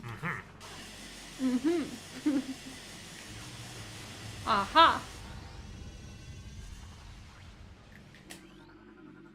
Splendiferous, I say. Just swallow your drink already.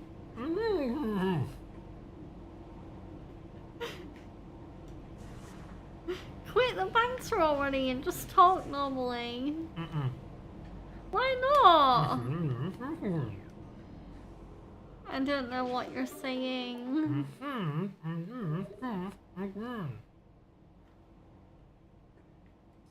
I have no clue.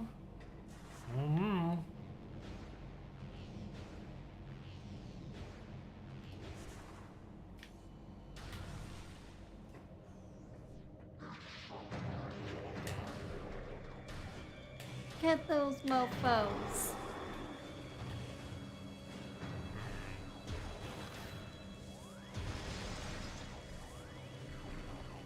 You shall rest in peace.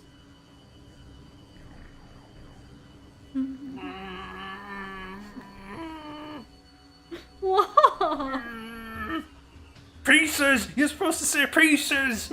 Okay. Rest in pieces. Oh, thank God. Yeah, you're talking now. I mean... No, don't go back to silent treatment. You call muffling silent? Mumbling silent? Sorry. Well, it was kind of a... No, it wasn't. It was anything but silent. I was mumbling very loudly. That is the opposite of silence. Well, nobody... I'll be astonished if any of our viewers understood that mumbling. Yeah, but that's because I'm British. Why am I getting messaged? What is a hell? Oh yeah, right, cool. Do I need to be there though? Whatever.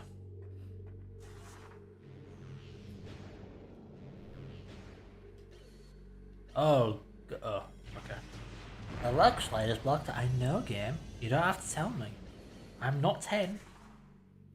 I'm a bit older than 10, actually. A little bit. Oh, Mentally. a little bit. Mentally. Wait, what's your mental age then, huh?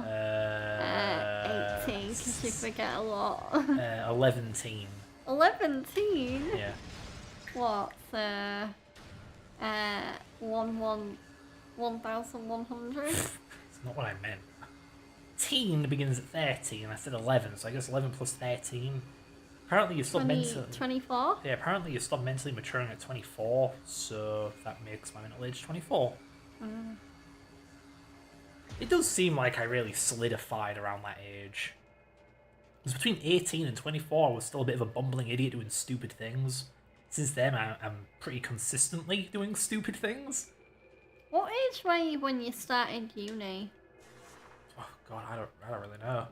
Oh. It's hard to piece these things together. You have to, like, interpolate from various data sources.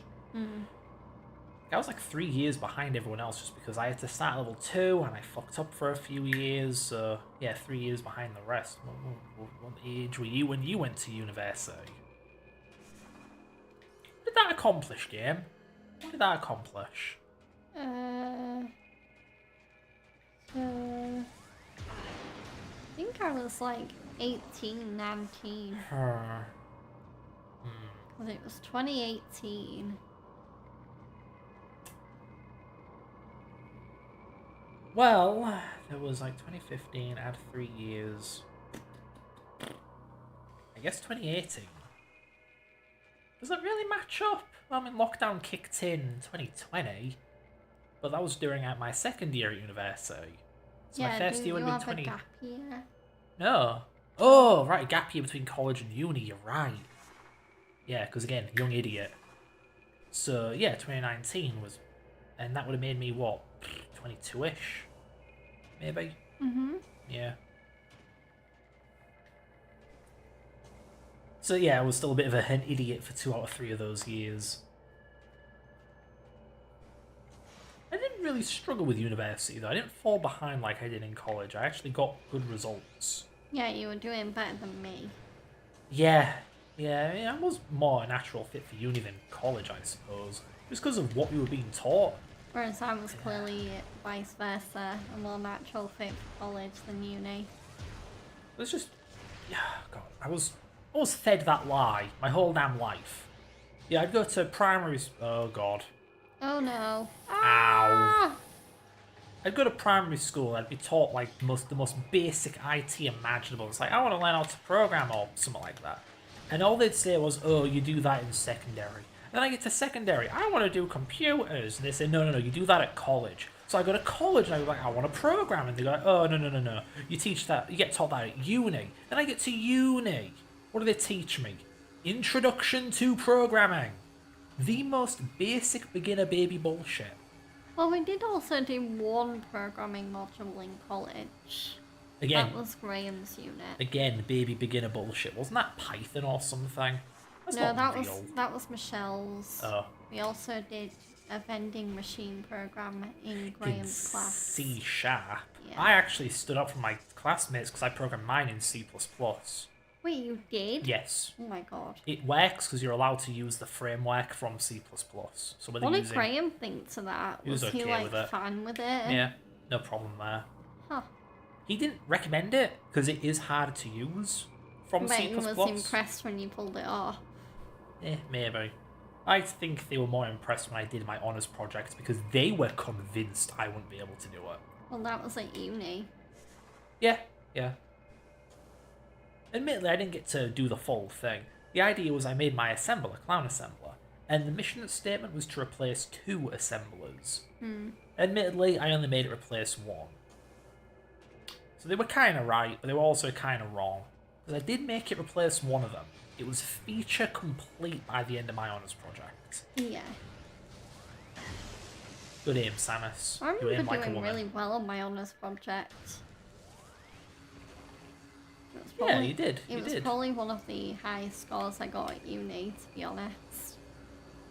Uni. Yeah. Seems like you're a more natural fit for the 6th form kind of education, where it's more like yeah, school. college, yeah. Just I went to Hull College, and no, that place works like a university. I absolutely floundered there. Wilberforce was more 6th form anyway. Yeah, it was a 6th form. So, I mean, I did pretty good on my first year, but I guess me being a lazy idiot, years 2 and 3 went pretty rough. It wasn't just laziness though. I was spread too thin, too many obligations, because that was around my time my hobby was really taking off, and I got pretty involved with the community. Yeah. And it was too demanding. So many projects, so many things I was working on. I was one of the judges on the Sonic hacking contest, and Jesus Christ, they should have paid me for the work I had to do for them. It was so much effort, so much time for a hobbyist thing. It's like, I have, like, assignments to do. So I fell behind a buttload. Yeah. I don't make that mistake anymore. The main thing that occupies my time is stuff I inflict upon myself, like, retro achievements. I still can't believe I got my first job whilst I was still in uni. Like, my first proper full-time job. I got mine when I was in uni. Yeah. It was actually annoying because I went to uni to get a job. But in reality, I got a job and they were like, so when do you finish uni? Because we need you full-time. Yeah. Education was just a barrier to my employment, oddly enough. But I imagine that's not how it is for most people. God damn it. It was kind of to mine at first, but I did finish my education not long after I started. Although, to be fair, like, my dissertation or whatever for my master's was due, and I got fired not long before I had to submit it, so that kind of worked out. I don't know if fired is the right word. Let go. Yeah, because fired, I'm pretty sure, is like a contract violation. Yeah. I'm a good employee. Yeah, yours is just a case of you had your little trial period and they decided they weren't interested. Yeah. Oh, for fuck's... I don't like this. This is making me mad. It was also a lack of communication there, because I didn't even really know what was going on with my trial period. Like, as far as I know, it was meant to be 3 months, and then here I am, like, in 6 months, and then it's like, well, bye. All I can really say about that is be more assertive. Well, yeah, I was more assertive at my second job. That one didn't work out due to health reasons. Yeah. Yeah? There's an item in this room I've missed, but I think it's on the bottom floor. So I'm not going to bother going there yet. I don't want to walk around in pure phase-on. God, that's such a nerdy fucking word. Oh, it's a phase-on. It's the phase-on particles. Oh, for fucking... How the... Ugh. I don't remember having to go this far out of my way before.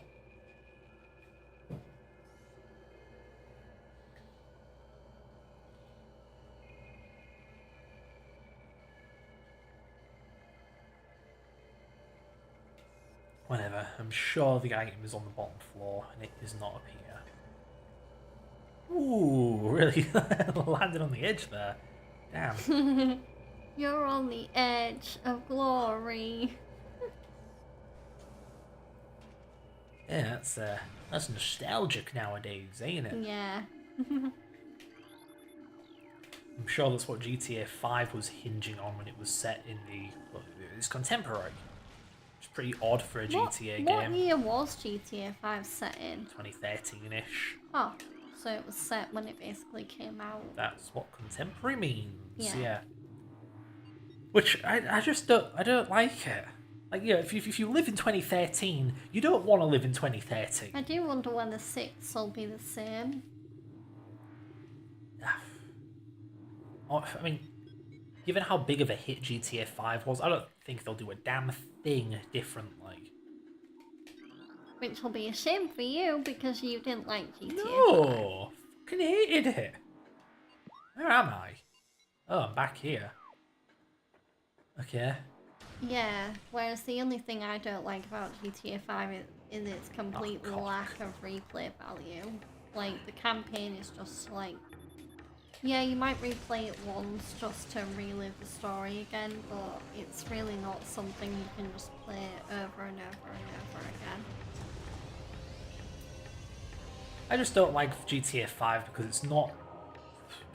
Well, it's not anything like the previous games. It's not like San Andreas. That's your favourite. Yes, but I mean it in the correct way. Because GTA San Andreas 3 Vice City, you're fairly tanky, you can really take a beating before you die. In 5, you die in 2 gunshots. In the old games, the cops aren't really that good. Like, you can easily lose them, which meant the free roam was very forgiving. You can do all kinds of things, rob people, kill people, steal cars. GTA 5. Yeah, 5 kicks your ass for doing that. It's like an overbearing adult is watching you and judging, like, did you just run over that person? Oh, the cops are going to get you now. Yeah. I'll just run away from the cops. You can't escape the fuzz. Have some respect for authority. That's what GTA 5 feels like. Like an overbearing parent judging you harshly for every immoral decision you make in a video game. Ugh. Run over. That and the plot is incredibly boring, and the levels, I don't know. I don't remember the levels too well. The But levels, there's also you mean the missions. yeah, and there's a horrific lack of side content. You know, I There's only immediately, strangers and freaks, and yeah, that's it. I immediately hopped into a taxi cab thinking it'll be like GTA San Andreas and 3 and Vice City, where you can do taxi missions and get a lot of money, and Well, when you you reach like can. level 50, you get like a bonus. Well, they're not really missions, but you can like pick up people and get money from and it. yeah, but it's like 10 quid, Yeah. $10. $10. That's it. Yeah. And when I say a bonus, I don't mean financial. In San Andreas, you get like all of the cars get nitro and what do they call it, hydraulics. That's pretty cool. You do the taxi missions. The only taxi bonus you can get in GTA 5 is if you buy the company, and then all taxi rides are free. Woohoo! Oh, who gives a fuck? Yeah, exactly. But like I said, you get money, but it's like $10 a pop. Whereas at San Andreas, you get like a multiplier. You can, if you do all 50 taxi rides in a single session, they like snowball into 100 grand. It's a great way to earn a solid bit of money in that game. Yeah. And then you can like steal a cop car and do vigilante. You can steal an ambulance and do paramedic. You can't do any of that in 5. No. The taxi cabs are the only thing to come back, and they have been neutered. So unfathomably disappointing. Given one of my favourite things as a kid was to play San Andreas and not do any of the story missions, but do just the side content in any order I want, whenever I want, however I want. And you can like make CJ buff, you can change his clothes, make him fat. I really hope they do that with 6, considering they did that with Red Dead Redemption. Like, you can make Arthur Morgan underweight or overweight. You can make his hair long as fuck, his beard long as fuck. You could change his clothes. Oh baby, in VR? Like, yeah, give me that for GTA 6. Yeah. I should go to the Bendesian place, which is where? I need to go to- Even make cars have a lifespan. Like, kind of like the horses. Right. Where, like, because in Red Dead 2, the horses can die of natural causes or whatever. Yeah, I suppose what I'm complaining about is the open world sucks because the cops are way too aggressive, you're way too weak. There is no side content, it's like playing tennis, who fucking cares? Or doing yoga. Yeah, what the hell? Namaste. And all you have left are the missions, which I'm not joking, they're my least favourite part of GTA. I really couldn't care less about the missions. And that's all 5 has to offer. And it's clearly, the game is neglected and, what's the word? It's atrophied. Because most of the attention and time went into the fucking tacked on online mode, which was the pay piggy. Yeah, I really did Yeah. not get everyone's fascination with GTA 5 Online. 'Cause it's like, it isn't really anything special, not really.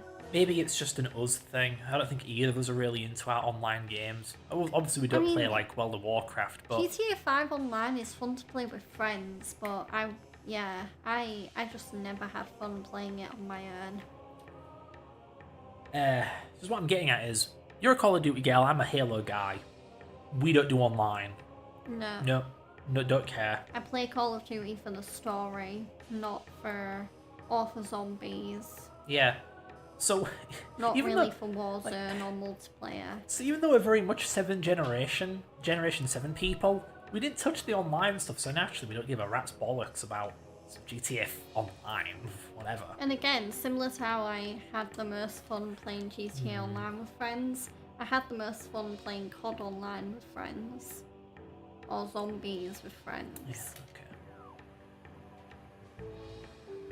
Yeah, I just clearly can't get into online games by myself. or with strangers. I'm not really too fond of playing games with randoms. I think the Yeah. only time I've ever really enjoyed that was Minecraft, which I haven't touched in like 10 goddamn years. Oof. But yeah, you need people to play games with, but geez, we have each other, and it's hard to find a game we both enjoy to play together. big RE5, and we haven't touched that in forever. Actually, we did that on the stream, didn't we? That was the last time. That was fun. Yeah. RE6. We need to hurry up and play Halo again. I know we agreed to do Reach separately, but you clearly haven't bothered to go back and play that, so we may as well just play Reach together at some point. We can get to 4, and finally get to 5, my god. Poor 5. Completely neglected. And Infinite. Oh yeah, Infinite. See, this is how much I hate the 343 games. I forgot Infinite existed. I have the multiple. There is actually a Halo sale on Steam, thinking about it. Huh. Yeah. They're doing a Halo sale. Definitely have to check that out. I don't know whether it's still going, but it was going No. yesterday or whenever. Okay. So maybe they've got a good deal going for Infinite. Just thinking of what the hell I was rambling about 10 minutes ago. Oh well. GTA. Yeah, that How was it. bad it was. Yeah. And again, GTA 5 made just buckets of money, so why in God's name would they do anything different? I really have to play Red Dead Redemption 2 in front of you. That game is so much better. I mean, I guess, but I'm really not in the mood for new video games. Oh. Like, especially with my recent retro achievement binge. Yeah, there's no place like home. I enjoy programming way more. Just annoying because it's my job, and with programming you have to have like a thing to do and a reason to do it. That can be hard to come by. I get very existential when it comes to programming. Because I'll have things where it's like, I can do them, but why should I? What's the point? What's the point in anything? I mean, the only kind of niggle I have with games sometimes is like, should I play this off stream or save it for on stream? Yeah. When it comes to like games I want to play, I have some weird options coming up. I want to get all the retro achievements in the original Sonic trilogy, except they're the Amy Rose ROM hacks made by E122 Psy. Kind of a contemporary ROM hacker to me. Yeah, I was around when Psy was about. Never really liked Psy's ROM hacks just because, like, why would I want to play as Amy? It's weird. Also, Psy, I swear for the life of him, ? Psy can't program. My god, Psy was in the community for like 10 years, and even after those 10 years, was still asking random members of the community, how do I do this basic thing? Like, oh, how do I make a custom title screen? Like, how do you not know? Oh, so, yeah. Me and Psy never really talked, because if we did, I think rude words would be exchanged. Yeah. Anyway. How was I going with that? So I want to play those, because they have like some decent achievements, and the game can't be that bad. It's just like Sonic Adventure or Sonic Advance Amy Controls, whatever. But I also really want to go back and get the achievements for Super Princess Peach, because I 100% that back in the day. It's a decent game. But it is a bit concerning that I want to play 4 Gaily games in a row. Yeah, I mean, Princess Peach is more a game for me than you. It's like, if anyone should be retro achieving in that sucker, it should be me. Well, what can I say? Me and my sister really like that game. Even if it's a easy game, I mean, who cares? Mario's too damn hard for me. Do or die bullshit platforming. Where am I going?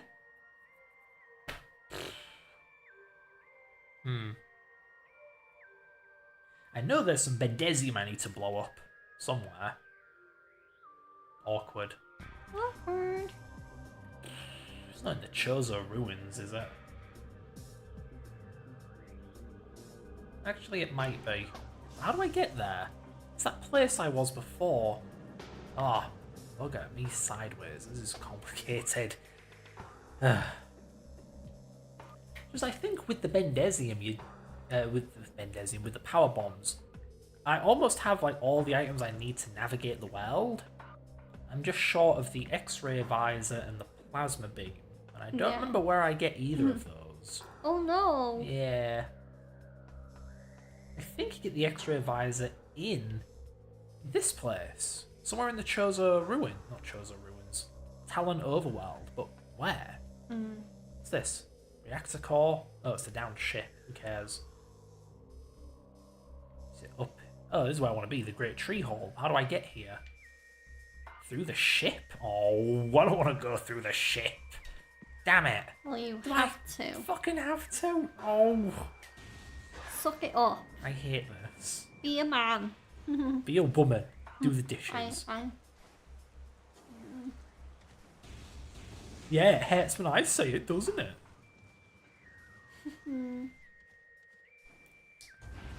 Ugh, God, I'm so rusty at this game. Not necessarily a bad thing. This is a perfectly fine game to just wander around in. Yeah. In fact, that's kind of how you do play the game. Like, if you want to go for 100%, the game is not going to tell you where the 100% items are. It'll tell you where the mandatory ones are, but not the optional ones. So you really just wander around until you see, like, oh, there's a door I can open, or there's a rock I can blow up, and off you go. I really wish I had this game when I was a kid. This would have been a friggin' great game for me to have on the actual GameCube. Why didn't you have it as a kid? I didn't know it existed. My parents never got me it. I only learned about it in the late part of the Wii's life. Wow. Yeah. I bet this is not where the crash ship is. Can't you follow a map? It's not the map I'm following. It's my gut. Clearly, you're bad at following your gut. Clearly, Fred, Or you your need to gut is lose. wrong. Your gut is fat. Oh, thanks. My self-image. Well, It's you are. wonderful. Well, you are going on a diet. Yeah. Yeah. What did you think I was gonna say? I thought you were going to say, yeah, you are fat. fat. I'm like, oh, great. Anyway. I'm not mean. Yeah, I let myself go a little apparently over Christmas. So I really need to get back to losing weight. Good God. I'm like a stone heavier than I was back in December. Not good. Let's see you missile me down here, you twats. Say cheese. Cheese. Okay, thank you. I said cheese. Yes, you did. I'm doing great in the weight department. I did put a little bit of weight on, but I also lost quite a bit of weight. I thought your goal was to gain more weight because you're technically underweight. Well, yeah. So I've made an okay start. I mean, I'm back above. I'm just above 9 stone. What's that scoff for, huh, mister? We're very open about a lot of things on this stream. Yeah. We damn near doxed ourselves, and now we know, like, oh, here's how much I weigh. Here's when I was born. Here's my password. Here's my political affiliation. That's right, the Alien Invasion Force. Annex Earth, hashtag. Okay. Where the fuck am I going? Game? Focus. No, I'm trying. It's just, I can't find the way out of this Oh hole. my god. It's not my fault the game's stupid. Is the game stupid? It is! You? Look at this, it's a dead end! This cave is a dead end. It's like, then where do I go? Why are there platforms leading Can't up you here? swim Oh, I go up? this way? No. Apparently not. Do I go this way? Is there something over here? No. Back to the beginning. Wish I could point that gun at my head right now. No. Give Samus some wicked brain freeze. I won't allow it. No violence against Samus. Seriously, what is wrong with me? Is there like a mothball hole? Oh my god, there is. Up yours, Whoa. game. Ugh. Well, you found it. No more brain damaged enemies. They are canonically dead. Oh, you killed them. They're canonically dead? Yeah. They had brain damage and were only defending themselves from the mass murderer that is Samus Aran. And I killed them. They can get stuffed. Oh, how do we still have 20 minutes to go? I'm so tired. sorry. Drink your booze. Booze just makes me sleepier. Wow. Wakes me the hell up. I was so lethargic in the last stream.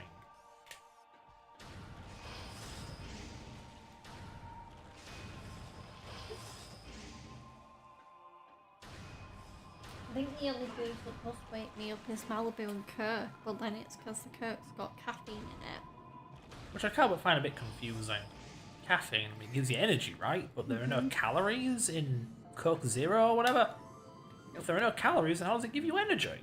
Is it just like some kind of drug that makes your body burn energy quicker than usual or something? I don't know. Obviously, I'm not a nutritionist. I have no idea how this stuff works. Computer dork, not a people dork. Not a food door. But Fred, you should be an expert on food, given how much you weigh. Oh, thanks, Georgia. That's really flattering. I didn't say anything of the sort. So I'm hearing voices too. You hear voices in your head. Intriguing. They counsel you, they You understand. do understand pretty well, yeah. They talk to you.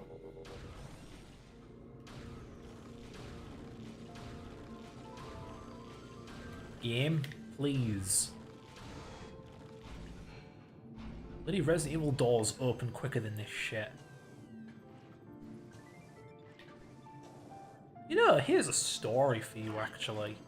So, speedrunners for this game, they're actually very dependent upon this game's loading timing.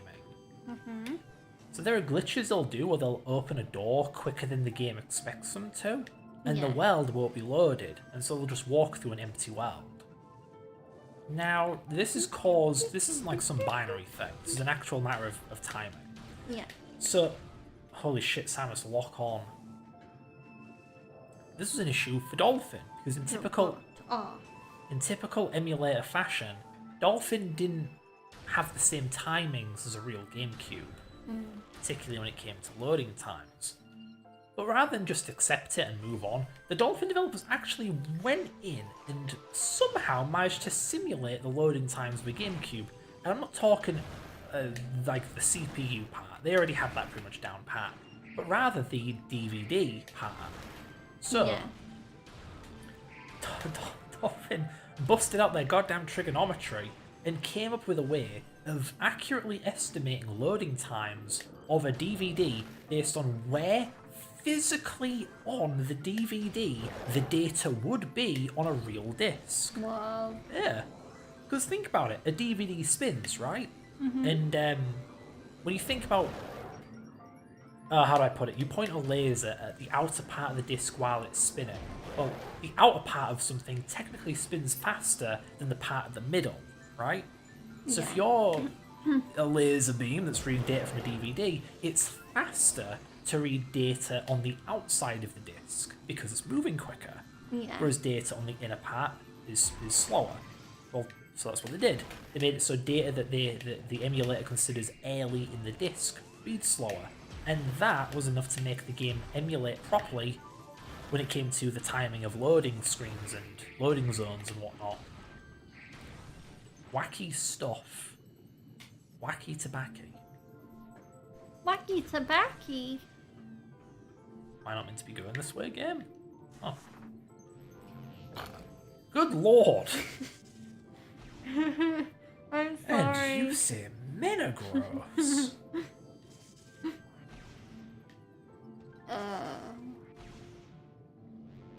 Where did that come from? Jeez. A dark place that we don't like to talk about. You saying I have demons that I don't talk to you about? I won't say demons. What would you say? Deep inside you are a grotesque subhuman beast. No. I don't want to go phase on mines, are you crazy? Just got back from there.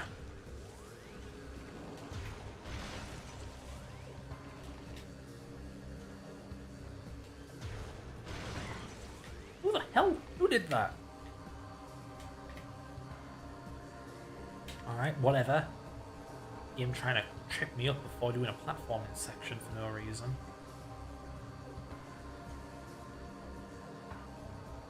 Yeah, I'm really hoping the X-ray visor's here, because not only will the X-ray visor let me see invisible invisible platforms, it'll help me fight those godforsaken ghosts. Yeah.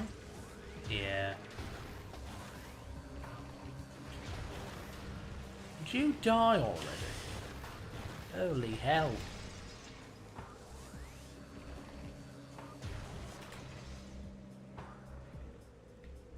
Hello?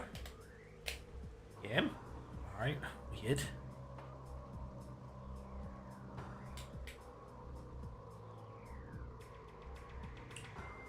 Oh, what else is there to talk about? Whee! Bonk. Overkill. Samus has a missile launcher, and she can't just blast open the rocket. Oh, she's power bombs. Ooh. Real fancy. Bombs. What a power bomb, whoever came up with that idea. Ooh, whoa! Come on. Like you know you can do it. It's like pinball. There we go. You bomb this bit here and you fall through and you get a missile expansion. Oh, that's cool. I know what I'm doing. Whee! Yeah, there it is. I found it. You found it! The visor! What's it doing here? Who knows? Dude.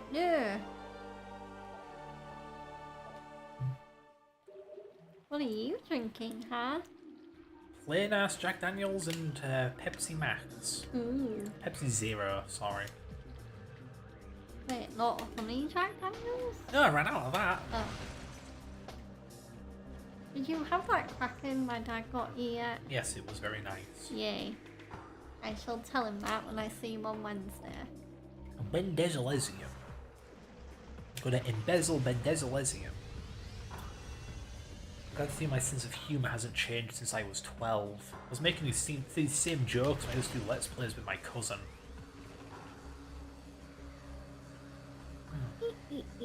My voice hasn't changed much either. Like, it's lower, but I'm still, like, nasally as fuck. I don't think my voice has changed much. It's just gotten lower with age. I'm at least a lot less lispy. I used to sound a bit more like this.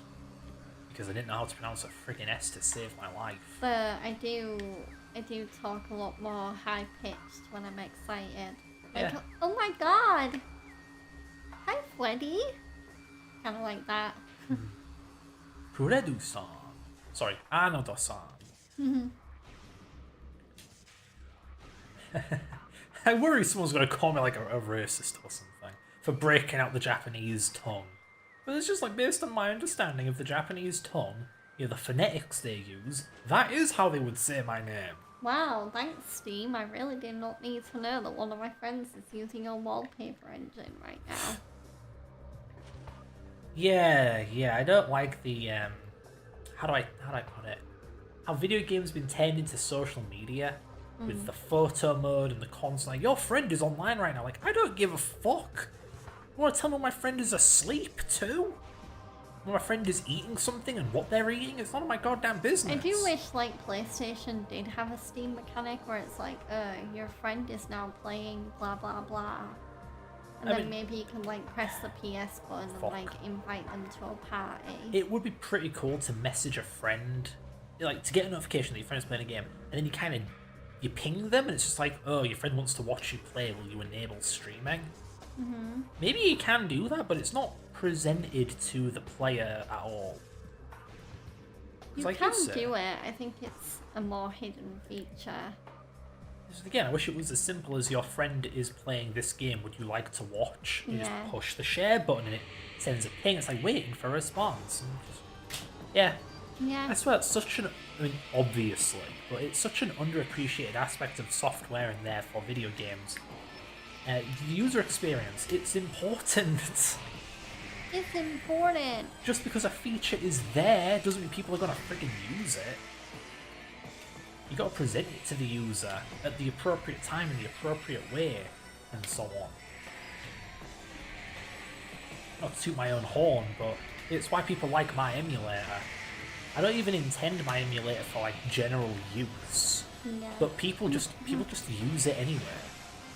Apparently because it's just so user friendly. Because I actually do make an effort to make that shit easy to understand and intuitive and so on. I'm getting my ass absolutely whooped. At least it's easy to see them now. Got the visor. Yeah, they don't go invisible anymore. Thank Christ.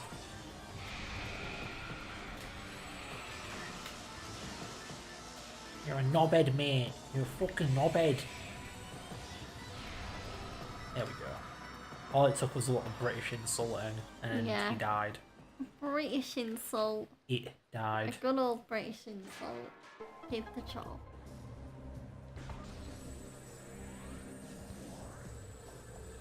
Ah, cool. A big health cell thingy. These are kind of rare. If you heal a full health bar. Huh. Yeah. And if you want 100%, you got to scan one of them, so don't forget. So is that it? Is there nothing else here? Pretty sure there's something else here. Yeah, game, what the hell? What is this? What's going on here? Yeah, I thought this was here. What the heck? Yeah, this. So I have to powerbomb it, right? Yeah, there we go. You did it. It's just hidden. Why? Why? Why is it hidden? You need to do this to beat the game. What is this, Legend of Zelda 1 for the NES in 1985? Oh, you found it.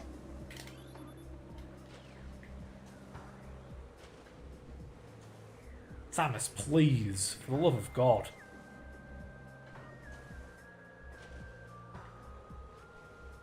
Yeah, there we go.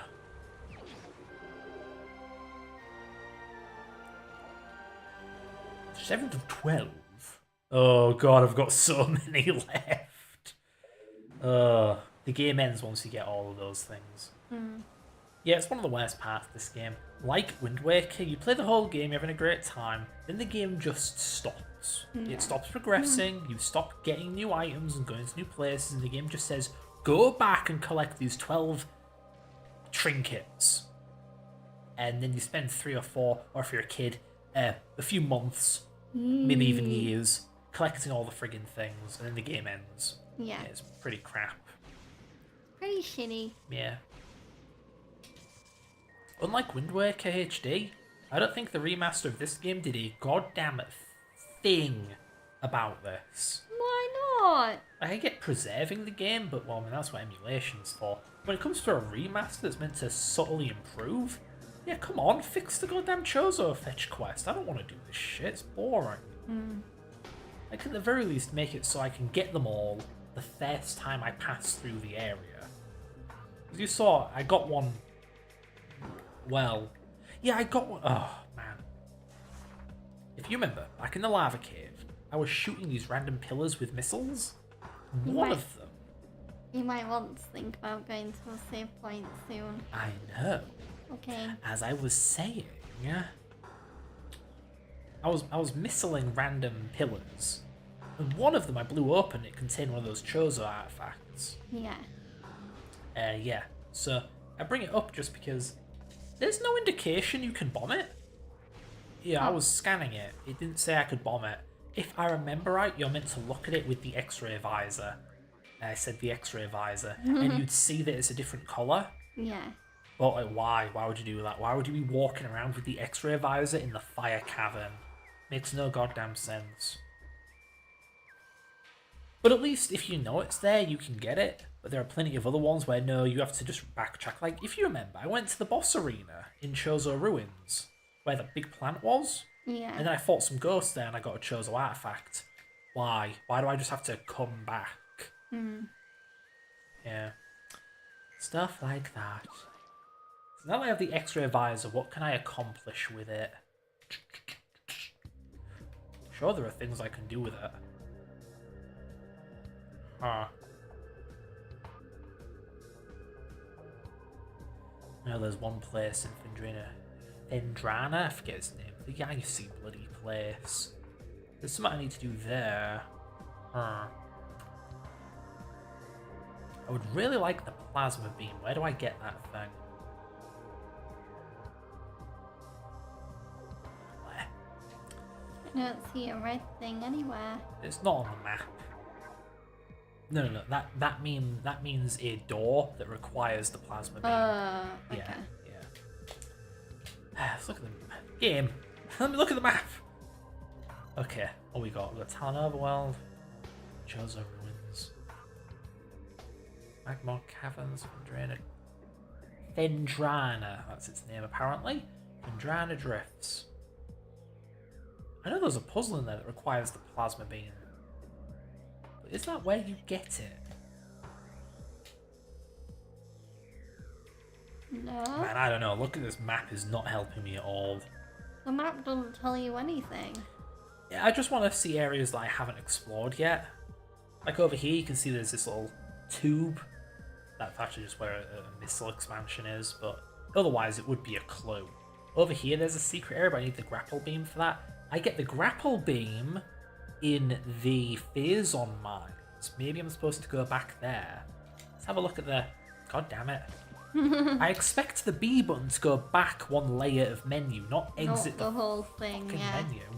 Okay, what we got? Where have I not been in the Phazon mines? I haven't been down here, but that requires the plasma beam, as you can see. Anywhere else I can go? I know there's a place that requires... Does it require them? Ooh, that's it. Yeah, there's a room full of Metroid and space pirates. You need the X-ray visor to find invisible platforms that you can hop on to make it through. Ah. But where is it? I don't see it on the map. Where's the is it here? Yeah, this is it, I think. Yeah, that's it. So it's this area right here, Metroid Quarantine A. There are some invisible platforms I have to hop on that'll take me down here, and I'm sure I'll find the plasma beam in here somewhere. Yeah, alright. Cool. So I should probably get there. Maybe save in that room over there. Now, what's the best way to get here? This place looks like it has only one lift. Oh, no, there's one over here. But where does that take me? Nowhere in particular? Great. Magmore Caverns South. Yeah, right. I should head to Magmore Caverns, then that seems like a good shortcut. And to get to Magmore Caverns, where would I go? No, that's not where I am. I'm over here. Do any of the lifts take me to Magmore Caverns? There's Chozo Ruins West, Magmore Caverns East in Root Cave. Oh, you know where I came from? I'm all the way over here now. Chozo South, Phazon Mines East.